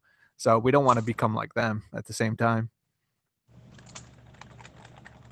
Yeah. So, Rob, there was something you wanted to ask me. You said you disagreed with something in my atheist video. What was that? I don't know if I did. I wanted to clarify really with you, because when you talked about the atheist video, you seem to suggest that we have, in some sense, human beings have an innate disposition. I thought you were going to say that.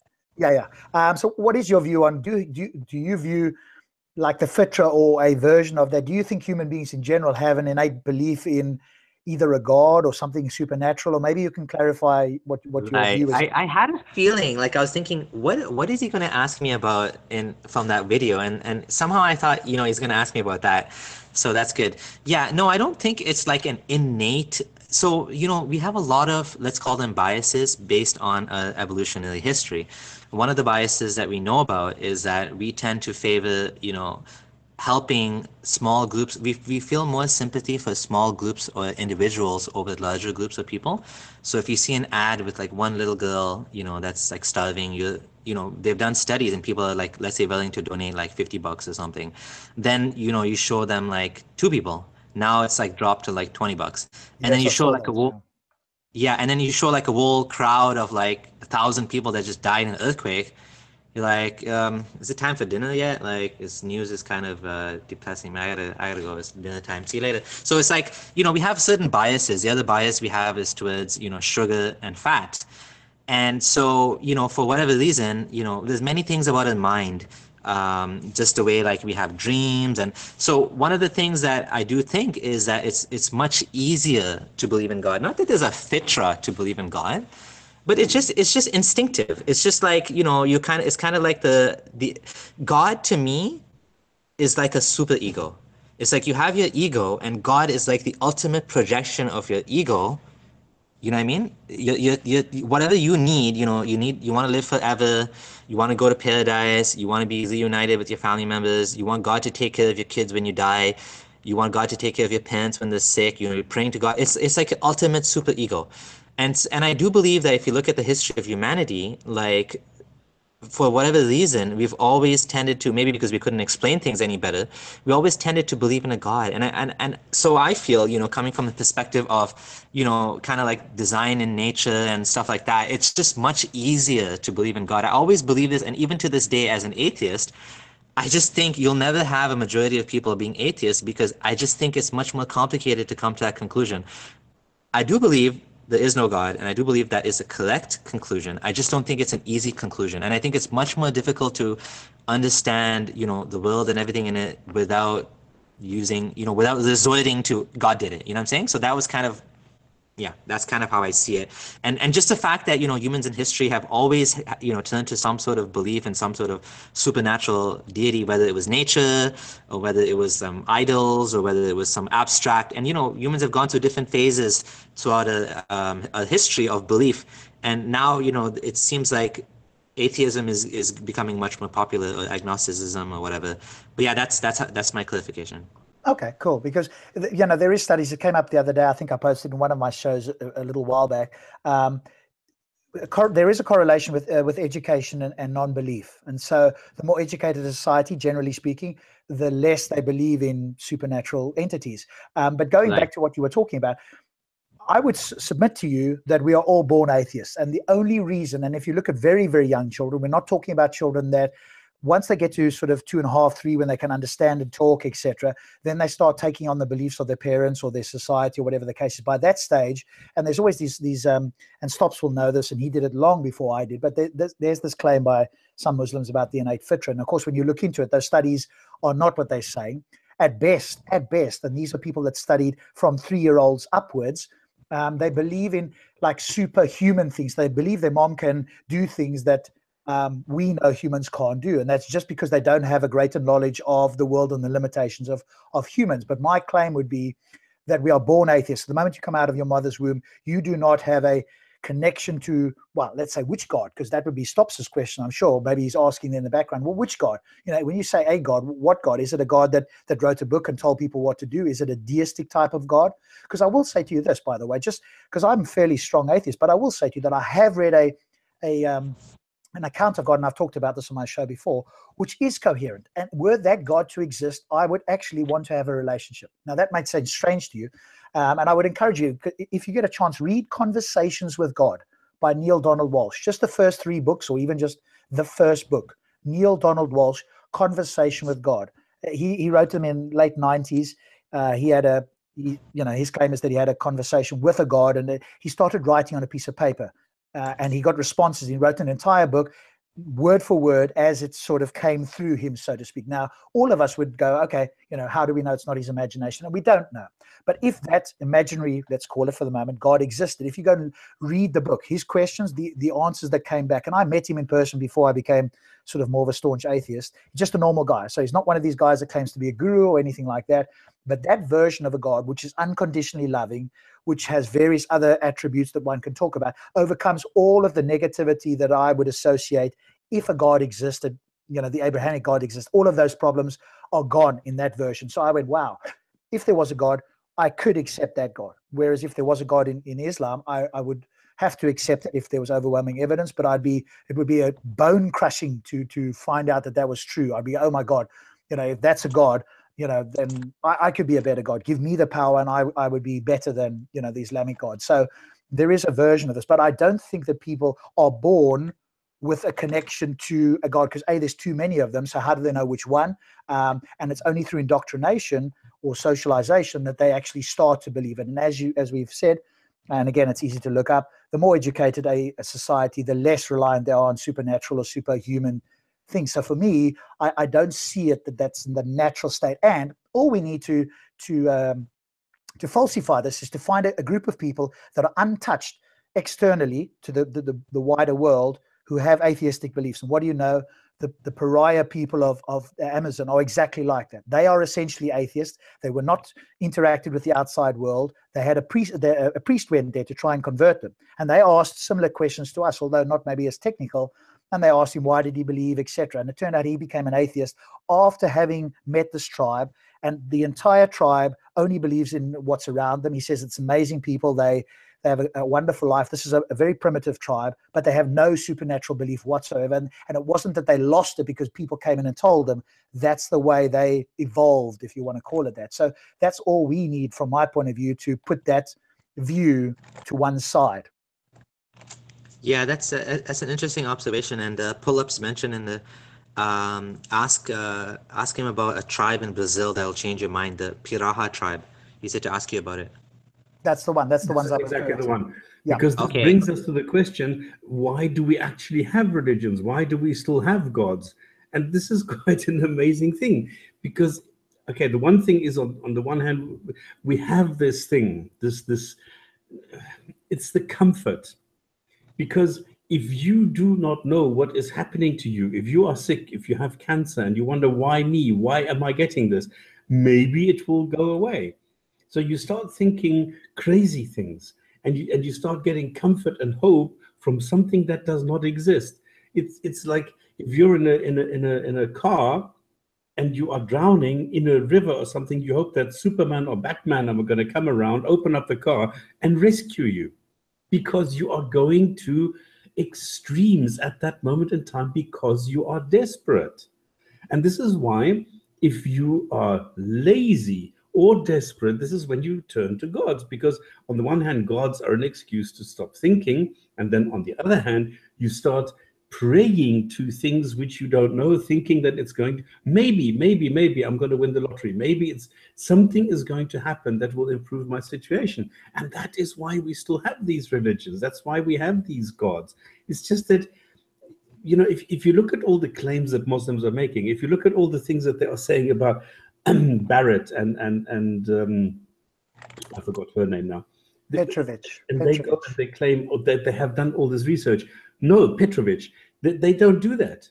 There is no research that has ever shown that children require gods. Never, ever, ever. It's just that it's wishful thinking. But we have the gods because it's much easier to stop thinking. It's much easier to say, oh, well, God is going to make me, you know, give me a new car or something like this. And then, lo and behold, some people do win the lottery and they say, you see, I told you it's true. So I'd be willing to reconsider my opinions. One thing that's kind of seems unique about me is not unique to me only, but I think people that are willing is a sign of an open mind is the fact that I'm definitely willing to reconsider my opinion. So yeah, if that's the case, then maybe we are born atheist. I'd be willing to look into it. I'll check out that book. Thanks guys. But I don't think we're born atheists, by the way, because atheist has a very special meaning and very special contents in the word. So you can't be born as an atheist because you can't really contemplate what it means to be a theist, to be an atheist. Good point. So if you, by the way, do you guys know of Ozymandias Ramesses II? No. Go and watch those videos. He's excellent. He's a philosopher. He goes into a great deal and he talks about this. In fact, people who don't know, here's an interesting thing for you, which I didn't know. People who don't know, a baby is not actually an atheist. You're quite right. I stand corrected, Stops. A baby is actually a non-theist. So a non-theist is somebody that has no understanding of what a God concept is. Whereas an atheist has a concept that has been sent to them, or they've got sensory input that says, hey, here's the characteristics of a God. And we've evaluated that and gone, no, we don't believe that. We reject it. We don't know for certain. So we are not agnostic. In other words, we don't say, well, most atheists don't say, hey, I know for certain, like maybe Aaron Ross, close to being, you know, the very strong atheist, as you call it. He says, no, definitely doesn't exist, and I can show that. Now, I'm not quite in that position. I don't know for certain, but I believe that a God does not exist, and I reject the theist claim. So for me, I'm what some people might call a soft atheist, or if I give you the full title, agnostic atheist, but that's a whole different discussion. But you're right. So people who have never heard of the God's concept are non-theists, and those of us that have and have rejected that belief claim that's been given to us is an atheist. So you're right. Babies would be a non-theist rather than an atheist. But look up Ozymandias Ramesses II. He's got a lot of good stuff. Can you? Yeah, I'll have to get that link from you. And it sounds better to say baby's a non-theist. I think that makes more sense than saying atheist. Saying the atheist sounds kind of funny to me. Yeah, okay. Quite right. So yeah, I would say that those people are non-theists. But let's put it this way, that I don't think anybody's born with a belief in, let's say at the minimum, the Abrahamic gods. There may be a version of God. Absolutely. Yeah. No, I wouldn't even begin to claim that. We don't know all the different gods. There may actually be one out there of them, you know, hundreds or thousands that there are, that is in fact true. Maybe it's the conversation with God. Maybe it's something else. But I'm pretty sure, or I have a high level of certainty in my belief rather than I know, that we aren't born with a belief in the Abrahamic gods, be it Christianity, Judaism, or Islam. And so from that point of view, I think we could say with a fair amount of certainty that we are non-theists when we're born. And right. Yeah, but you're right. It's because we don't. If we were educated from the moment we were in the womb and we came out with some education of the natural world, I think then it would be unlikely that we would be looking to some kind of superhuman, supernatural entity, because we'd have more of an understanding how thunder works, how rain forms, how the climate works, tectonic plates, whatever it is. We go, oh, we've got a natural explanation. I don't need to invoke something supernatural or superhuman to explain something that can, in fact, be explained naturally. Sort of But a then simple on the question. other hand, if somebody did come. Oh, sorry, sorry, go. I just wanted to ask real quick for you, Stops and Rob, did the Abrahamic narration of hell ever scare you guys ever? No. You always found it funny or silly? Yes, I did, in a sense that because of the morality, because of the immorality of that,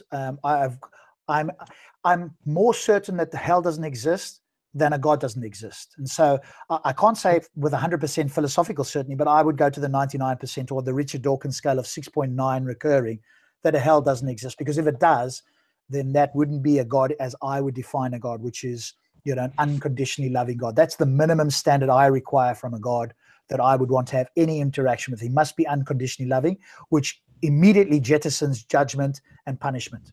And so that concept for me, but I do understand how theists would have that, because that's been inculcated from a young age. And there's this cosmic justice that a lot of us think we need. I don't necessarily. If Hitler, quote, got away with it, he got away with it in that sense. But a lot of theists that I come across have this innate, it seems to be innate, it's socially constructed, I would argue, belief or need for cosmic justice in case the drug dealer gets away with it, or, Stalin killed a billion people.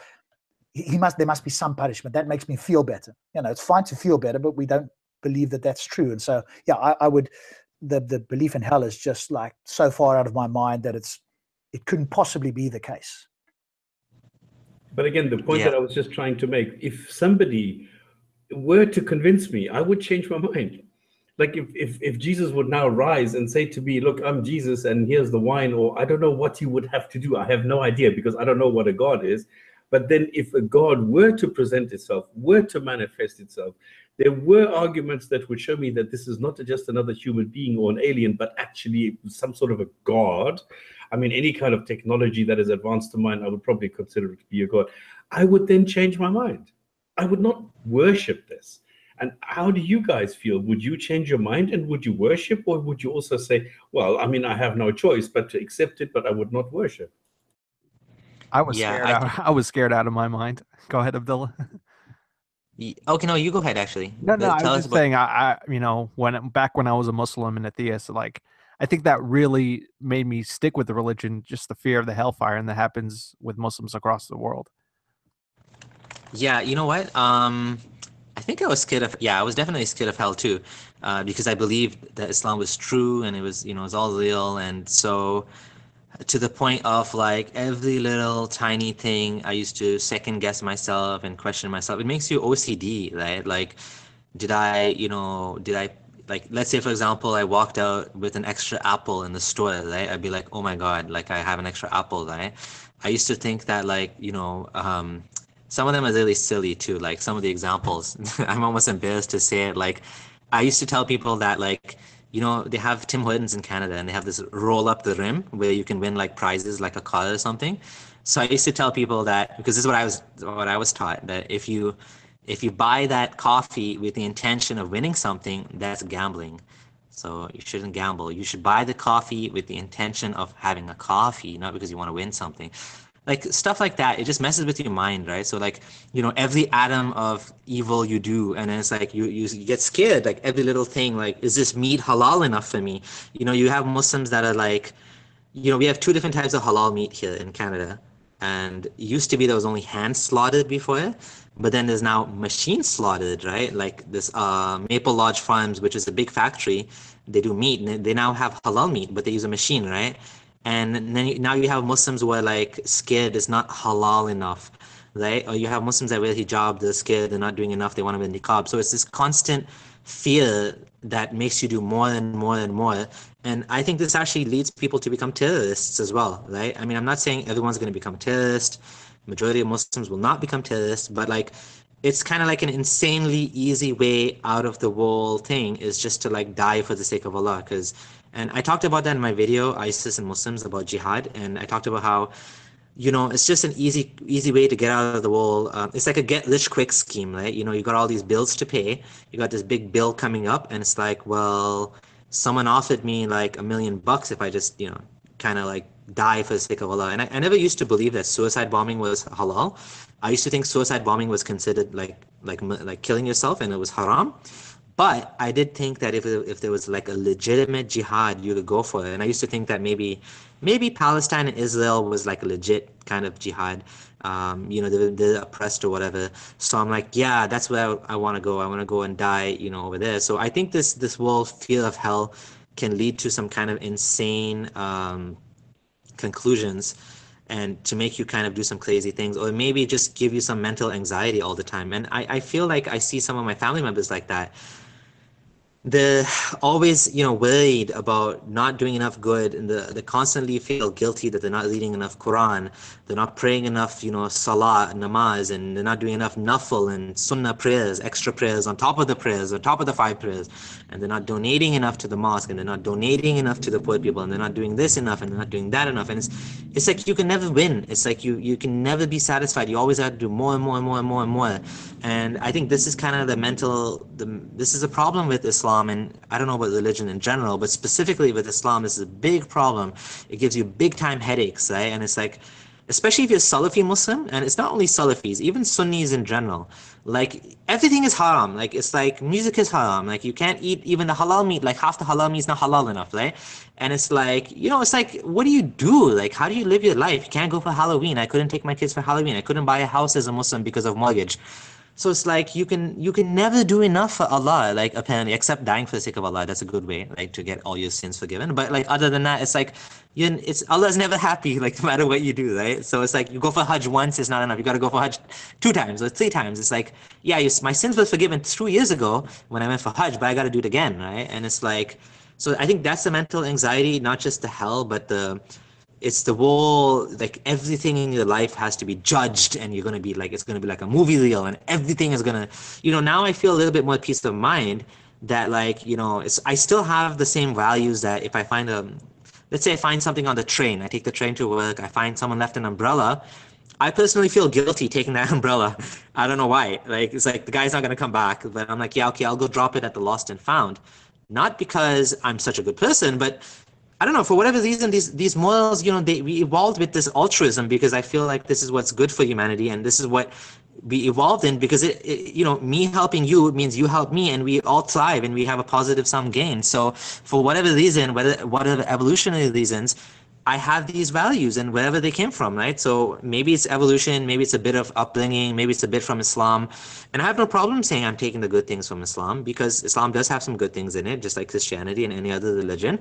There's no harm in that, right? So like, I feel like, yeah, the fear of hell thing now, it's like, hell is such a joke. It's like, it's not even funny. It's such a joke, like such a joke. Like it's like, it's so ridiculous, the idea of hell. And I tell people that are scared of hell, like, just keep doing research, just keep learning, and you will see, like, Islam cannot be true. Like, once you find that out, there won't be any fear of hell. It'll just go away. I think you've made a very good point there, which is, if I summarize it in one way at least, the foundation, the underpinning of the Abrahamic religions is one of fear, which is, if I don't do X, Y, and Z, I'm going to go to hell. Now, most people don't think of it in that way, but if you ask them questions and you dig down a little bit, you'll find that's what it is. It's something you quite rightly said. Well, you don't, and it's reciprocal altruism. It's the golden rule. There's good reasons, and we have got a moral system. I'm a believer in the moral landscape of Sam Harris, where we can have objective. It depends what we mean by objective. Moral standards without a God. And even when you investigate the so-called moral standards that the theists come up with, that's highly problematic as well. But it is a case of us trying to get along in the world, but what's the best way to do that? And the whole thing of fear for me is a nail in the coffin for it. And we could go through, how would a God, why would a supposedly semi-loving God, because they can't say he's unconditionally, no religion can say God is unconditionally loving. So the Christians come with what I consider like I can't understand what they mean when they say all loving. Muslims don't generally say that. They just say God loves the believers type of a thing. But then of course they throw in free will, which of course, if we've looked into that, that's a non-starter either. So we don't have free will in the sense most people understand. So the whole thing that it's based on is a fear-based foundation. It's not based on good. You are kind of told, you are cajoled into doing certain things out of a fear of not doing them. And that whole philosophy, that ideology is, like you say, so foreign. And I think that's a way to speak to people, is go, hey, and because they've probably never thought about it in that way. So it's a case of maybe we should do a hangout on just on morality itself, compare Islam with secularism, etc., and then see, how does it stack up in reality? Because most people have not thought about it. Yeah, I think you made some really good points actually, and I think that's a great idea. We should have a talk just on morality, because it's a huge point for many non-Muslims, and I'm amazed, Rob, how much we agree on stuff like you read the Moral Landscape, I read that book. You read his Free Will book, I read that book, and I agree with. I was gonna ask you if you believe in free will, and apparently you don't. So like we're in agreement on a lot of stuff. No, I'm a determinist. I listened very closely when I had their conversation with Dan Dennett about compatibilism, because I actually went, you know what, I'm quite happy to change my mind. Here's my position. I will change my mind to the best available evidence, the overwhelming evidence, or whatever I can see to make the most sense. Now, in the case of, let's say, evolution or cosmology, we go with the experts. We are justified in doing that without having to have an in-depth knowledge of those topics. But on morality, I was listening really. There's a podcast with Sam Harris talking to Daniel Dennett for about an hour and a half. They were in a. Have you listened to it? I listened to that too. I was kind of confused about what the conclusion was from. That's the thing. I listened to Dennett. I'm going like, I really want to get your point, Dan, but it did seem like he's redefining what most people understand as free will, as long as it comes from inside your body. But if you don't have control over it, if it's external atoms or molecules that are bringing up the next thought, because we don't know what we're going to think next, what sense have you got control? And so the compatibilists just basically, like Dan Dennett, go, well, hey, as long as it's internal and you're not coerced, then that's fine, because they also accept determinism. But it's just the fact that they want to make that compatible with what some people understand as free will. So I almost feel like he wants to just say that we have free will, kind of, because people want to like say that, and that's how it's like a working model. But I'm okay with just saying it's a working model. Like, it's just an illusion. It's kind of like we can accept free will for the sake of the law system, but in reality it's an illusion. It's a working model, whatever you want to call it. And maybe Daniel Dennett, he feels like maybe he's kind of like like Jordan Peterson, that he's worried that if people think there's no free will, it's a slippery slope. I don't know. I didn't really get Daniel Dennett's point, to be honest. Maybe I need to listen to it a little bit more, but yeah. I agree with you, though. I think there's a practical reason why one could avoid that, because once people know they don't have free will, if they were to become the case, you would get what I would call low consciousness, lower evolved people's psychology going, hey, I can just use that as an excuse. Now, that doesn't mean to say that we can't lock up or punish people, even if they don't have free will in the sense that we understand. We want to keep them away from the rest of humanity because they are a danger to us, even if they don't have control over themselves in the full sense of the word. But I think you're right. I don't think Dan Dennett is doing it for that reason, but that is an implication for our view. If we do believe that, means that people are ultimately not responsible for their actions in the wider context that most people understand free will. And now, if that were the case, now that would affect the justice system and our whole society. So it's bigger than most people think at first glance. I don't understand free will. What is free will? Most people understand free will as you could have done something. If we rewound the clock, you could have got up on the left side of your bed instead of the right this morning, and you are in complete control of your thoughts, your actions, etc. That's how most people would, if you ask them on the street, that's how most people, they wouldn't use those words, but if we ask them enough questions, that's essentially what most people would think of as free will. Now, we know if you rewind the clock that it would run exactly the same. We know this. And so this is not up for dispute. But of course, libertarians or some theists, it has to be the case, because if it is predestined, then that makes it even more of a mockery that God could judge us if he knew. Now, I think they cannot escape the omniscience free will dichotomy, but this makes it even worse. And so there's a desperate attempt by theists and some other people to avoid what seems to be the overwhelming belief by most philosophers and neurobiologists that determinism is true, even if you take into account quantum mechanics. So, because some people think, if quantum mechanics is a little bit uncertain, that might affect the world. But even if we did prove that quantum mechanics does in fact give us randomness, we're still not in control of ourselves. If something random is going to happen that you don't have control of, what sense of free will have you got? And that's what most people They just think they've got free will, but when you examine it, it just doesn't stack up. I still don't understand it. What is free will? Is free will linked to God's? No, nothing to do with God's. It's the freedom of you to be able to think and act in any way you want, and that you have full control over it. And if we rewound the clock 10 minutes ago, you would have said something differently than what you now said or what you did say. And neither of those is possible. But that's what most people understand by free will. And we don't have that. No, we don't. It's an illusion. We think we do, but we don't. I have a video on free will, which I kind of summarize in 10 minutes, some of the points.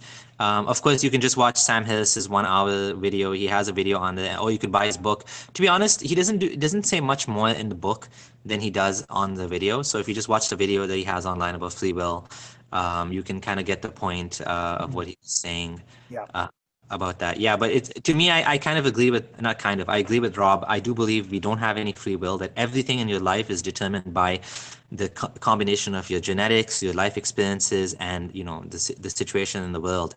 And, if you were in the exact same set of atoms that you are now, and you were in the same situation, you would do the same thing. So if you rewinded the clock like 10 minutes ago, like even, thoughts that pop into your brain, like where do they come from? Like, can you choose to think about something? You can't. It just pops up in your brain, right? So it's kind of like a big topic, and atheists hate it because, if you don't have free will, then like Rob was saying, it just creates a much bigger problem for the world punishing. And there's a connection, between people believing in free will and like how much they like to punish people. So there's a nice TED talk about the dark side of free will, where he shows that in countries like in places in the US where there's a much higher religious population where they believe in free will, they're more likely to implement punitive punishments, punishments for the sake of punishing people rather than like reform or protecting us from them. It's more about punishing because they think that, if you punish them, then, they're getting the justice, right? It's all about justice, right? So I personally agree with Rob and Sam Harris that there is no such thing as free will. And if there is free will, it's very limited. It's quite limited. So that's what I believe. Yeah. Is this why a lot of ex-Muslims that convert to Christianity, they leave Islam and they say, there's no amount of good deeds that we can do for God to get God's pleasure. So we're going to accept Christ and he's going to take care of us. Is it this reason that what you guys were discussing, that they accept Christianity because they don't have a good understanding of free will? No, I don't think so. I think all Christians have to believe in free will because I don't think there's a way around it, right? Rob, am I correct? Like, if you don't believe in free will, the world putting people in hell makes no sense because you didn't choose to be a disbeliever. Like, people that's born in India, like 90% chance, if they're born in a Hindu family, they're going to end up Hindu. Why would God punish them for that? Like, it's like, what I'm saying? There's so many things that affect, it's a completely unfair test in life, right? If this is the case, and especially if you don't have free will, and like it's your situation plus your genetics, when you look at, for example, things in the environment, like when leaded gasoline was being used in the US, people were more violent. They tended to do more violent acts and be more aggressive because the lead was affecting the brain and making people violent. So that's another example of how people get influenced by the environment. Sometimes, people have brain tumors that cause them, and Sam Harris mentions this in his book. This guy came and he's like, I don't even know why I'm doing this. And he like killed his wife and his kid and he killed himself. And when they did a surgery on him, they found he had like this big tumor pressing in his brain, right? So it's not necessarily has to be a big tumor, but maybe it's a small thing that affects the way you think. And so, the brain that you're given, the circumstances in life that you experience, like all of these things make you into what you are. And it's like, that's why I don't think that we actually have free will. I think we're just doing what we're biological machines, right? So maybe there is some sort of free will. I don't know. But I think if there is, it's very limited. Yeah, I agree. I don't think there's free will. Sorry, you carry on, Stops. No, I just said I totally disagree. I just want to answer. I just want to answer Intro, and then Stops. Maybe you can tell us why you disagree. Intro, you asked the question if people go over to Christianity, and I think one of the reasons there that answers to some people that still require a God. Because I'm surprised when people leave one particular religion, they jump to the other. For me, it's like, why didn't you guys think of what I would consider the most reasonable position, which is non-belief? But obviously, they do hop between religions. But going from Islam to Christianity, what the Jesus sort of story seems to give them is this way to get out. To the moment you accept Jesus, and if you're a fairly good person, then you're going to go to heaven. Whereas, like in Islam, you've got to keep doing stuff continually, non-stop. Whereas if you become a Christian, as long as you don't do bad things, you can live a pretty good life. You can still ask for minor sins and forgiveness, but it's less dogmatic in the sense of like making there's a lot. Once you get to that point, you can do something and then Jesus forgives your sins. So you could be a murderer, and on your deathbed, you genuinely believe in Jesus and all's forgiven. And of course, Christians don't like that. But I think that could be the appeal for some ex-Muslims that go over to Christianity, go, hey, he seems like a loving guy. And compared to Muhammad, he is more passive than Muhammad. And he's got this whole, the myth around him is that, hey, if you just believe in him and accept him as your personal savior and the Son of God, hey, well, then you can go to heaven. And so that's an easy way in for some people. But of course, looking at the numbers, the Pew polls, people are leaving Christianity in the millions. They're joining the non-aligned, so us, in other words, the non, and Islam is picking up. Now we're talking about people that are actively converting or deconverting. Christianity is losing it. It's the biggest religion losing people, according to Pew status. I've got it in one of my videos. Of all, yes, Islam is growing by birth rate, not because people are converting because it's, they've made a critical decision. I would suggest the opposite. But Christianity is losing a lot of followers. And so those that do come over, I think, like you said, the appeal of Jesus is kind of one of those views. I think part of the appeal as well to become a Christian is that it gives you a community. It gives you some of those benefits that people are looking for with religion, right? So there's a community, there's a church, there's friends, and there's a whole like again, back to the natural kind of belief in God thing as well. And people want to believe, they still believe in some sort of God. A lot of people leave Islam and they still believe in God. So they just attach themselves to some other religion, and then they don't have to worry about all the the morality issues, especially if they left Islam because of the morality issues in it. I think Christianity just seems to have a natural appeal. And like you said, it's kind of an easy religion in the sense that you just accept Jesus died for your sins and you go to heaven, you get all the benefits of, being with your loved ones and paradise and all that stuff. So that's why I converted. But I want to go back to Stops. He said he didn't believe free will is an illusion. And I wondered, because it's great to have different views. So why do you think that that's not the case? Oh, and I was just going to say, I agree so wholeheartedly with everybody, because I think this is the only appeal religion has. This is the social factor. I see this in living daylight because, what is she? She is my sister-in-law, I suppose, because she's a Jehovah's Witness, and this is her social life. That's all she has. They ostracized her when she left for a while. And they said, well, you're no longer allowed to come here and nobody's allowed to talk to you. And she was on her own. So she went back just to get the social life back. And this is the only thing that they have.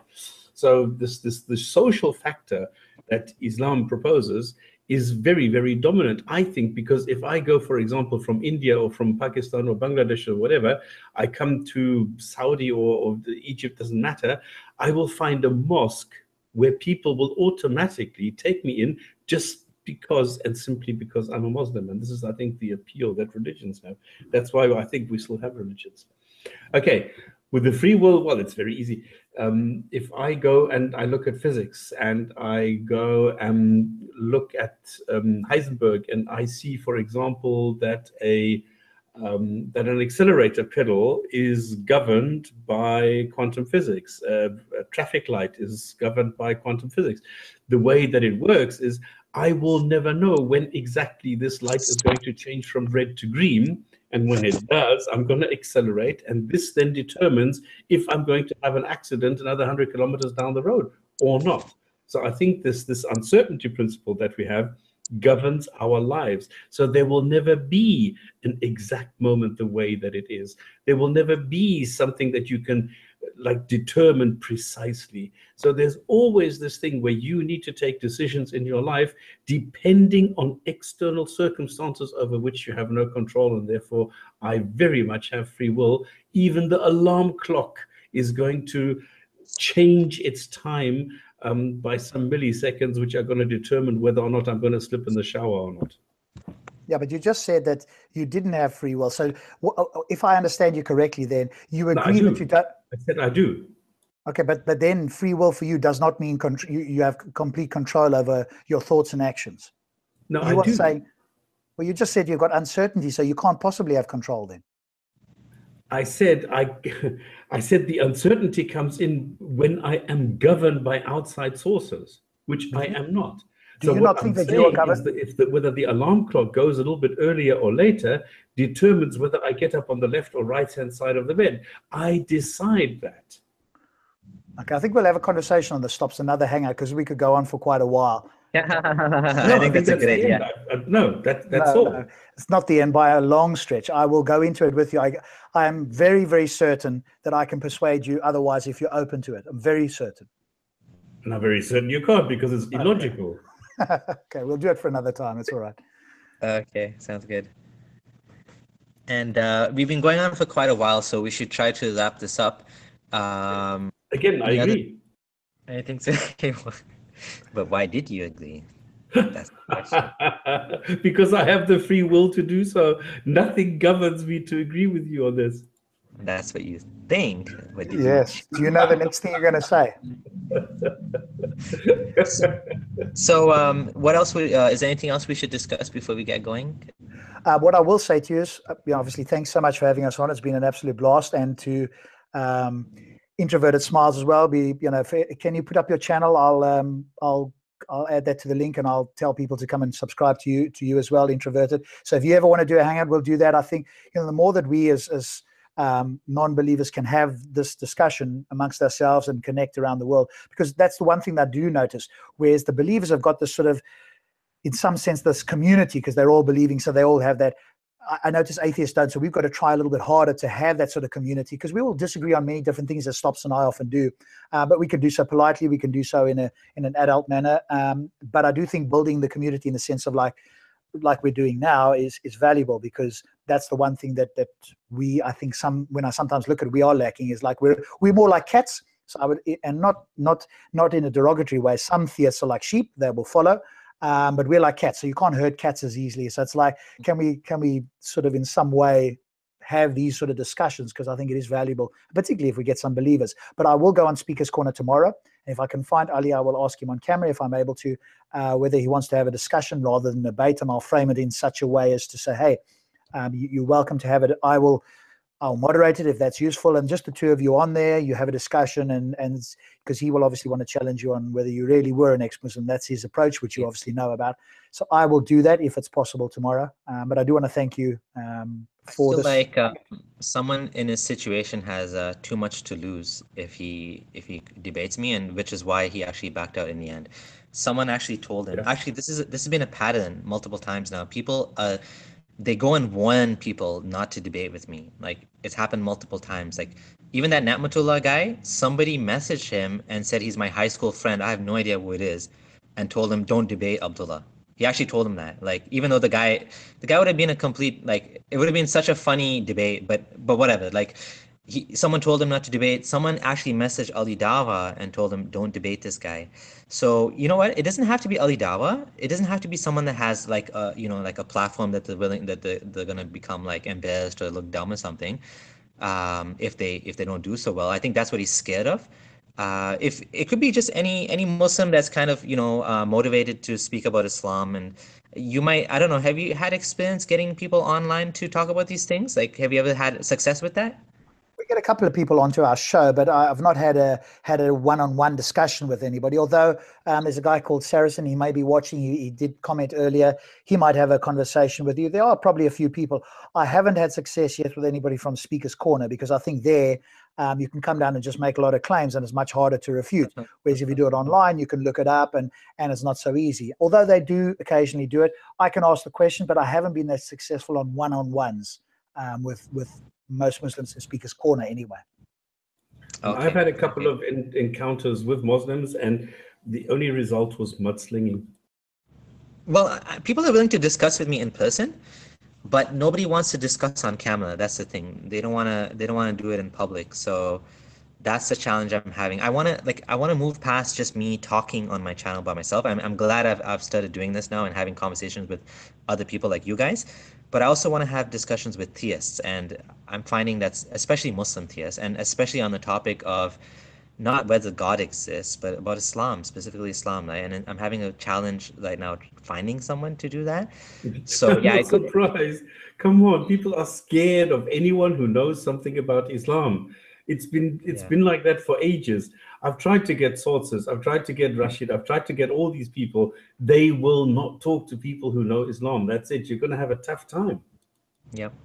So I'll that's see what fine I then. can do. I'll see what I Yeah. can do to Okay. see if there's Sounds anybody. good. Yeah.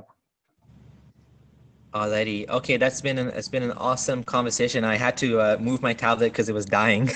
It's about to die now, which is why I had to swap my screen. But thank you guys so much. Thank you, Introverted. Introverted, is there anything you want to add? No, just for the fact that, I noticed you said Saracen. I noticed some of his talks on the Gin and Tonic show, and Marshall even too. I just want to give a shout out to those two. They're people that question their beliefs as Muslims, and I respect that. And I just want to clear up the misconception that ex-Muslims are not here to insult you or degrade you. We're here to discuss, and I hope that some Muslim challenges us, ex-Muslims and non-ex-Muslims alike. We could just have a discussion. There's nothing at stake. I think what you mentioned earlier was correct about Ali Dawah. He's got over 300,000 subscribers. If he looks bad on camera, that's not a good thing. Or Yasser Qadi, he makes a living, 6 figures promoting this religion. So if there's any Muslim out there that just genuinely wants to discuss their beliefs, I'm here. Abdullah Samir is here. Spam is here. And Rob is here. And we're all going to do it in a friendly manner. There's no pressure. And thank you for having me on the show. It was nice. I always enjoy these. Thank you. No problem. Rob, Stops, you guys want to add anything before we go? Not from my side. Fine. Great. I loved it. Yeah, Awesome. thank you so much. Hopefully we'll do it again. I'm pretty sure we will do some more again. So we're on every Sunday, every Friday at 7 p.m. UK time or 8 p.m. UTC. So if any of you guys want to drop by to the Gin and Tonic show, feel free. Hit me up on Facebook and I can give you the link and you can come on as panelists at any stage. And I'm sure we'll do more of these. So thanks very much from our side as well. Been a pleasure. Awesome. And Stops, you have a channel, right, as well? I don't know what to say because it's just been closed down. Oh, no. I'm using sort of StopSpamming, but well, I started a new channel today thanks to you, because you came on yesterday and you gave me the story and I said, okay, you've just triggered and you've just done this. So I opened this new Quran Claims and Reality channel where I'm going to take a factual look at very, very quick clips. Anybody can contribute. Anybody can come in. If you have a claim that you have heard of in the Quran that you've heard Muslims make, you can go refute it, look it up, do the research, put it on there. What a pleasure to have several people go and contribute and give Muslims some sort of a repository where they can look up, oh, I heard this claim. What is the opposite side saying about this? And I think this is very, very important. If somebody has a doubt, do mountains really placed on top and they do this and this? Come on, let's look at it. And this is what I'm going to do now. Sounds good. Sounds good. So I'll get that link from you and I'll post all of those in the video description. Thank you guys. It's been awesome. This was a great conversation to have. I think we covered a lot of good topics.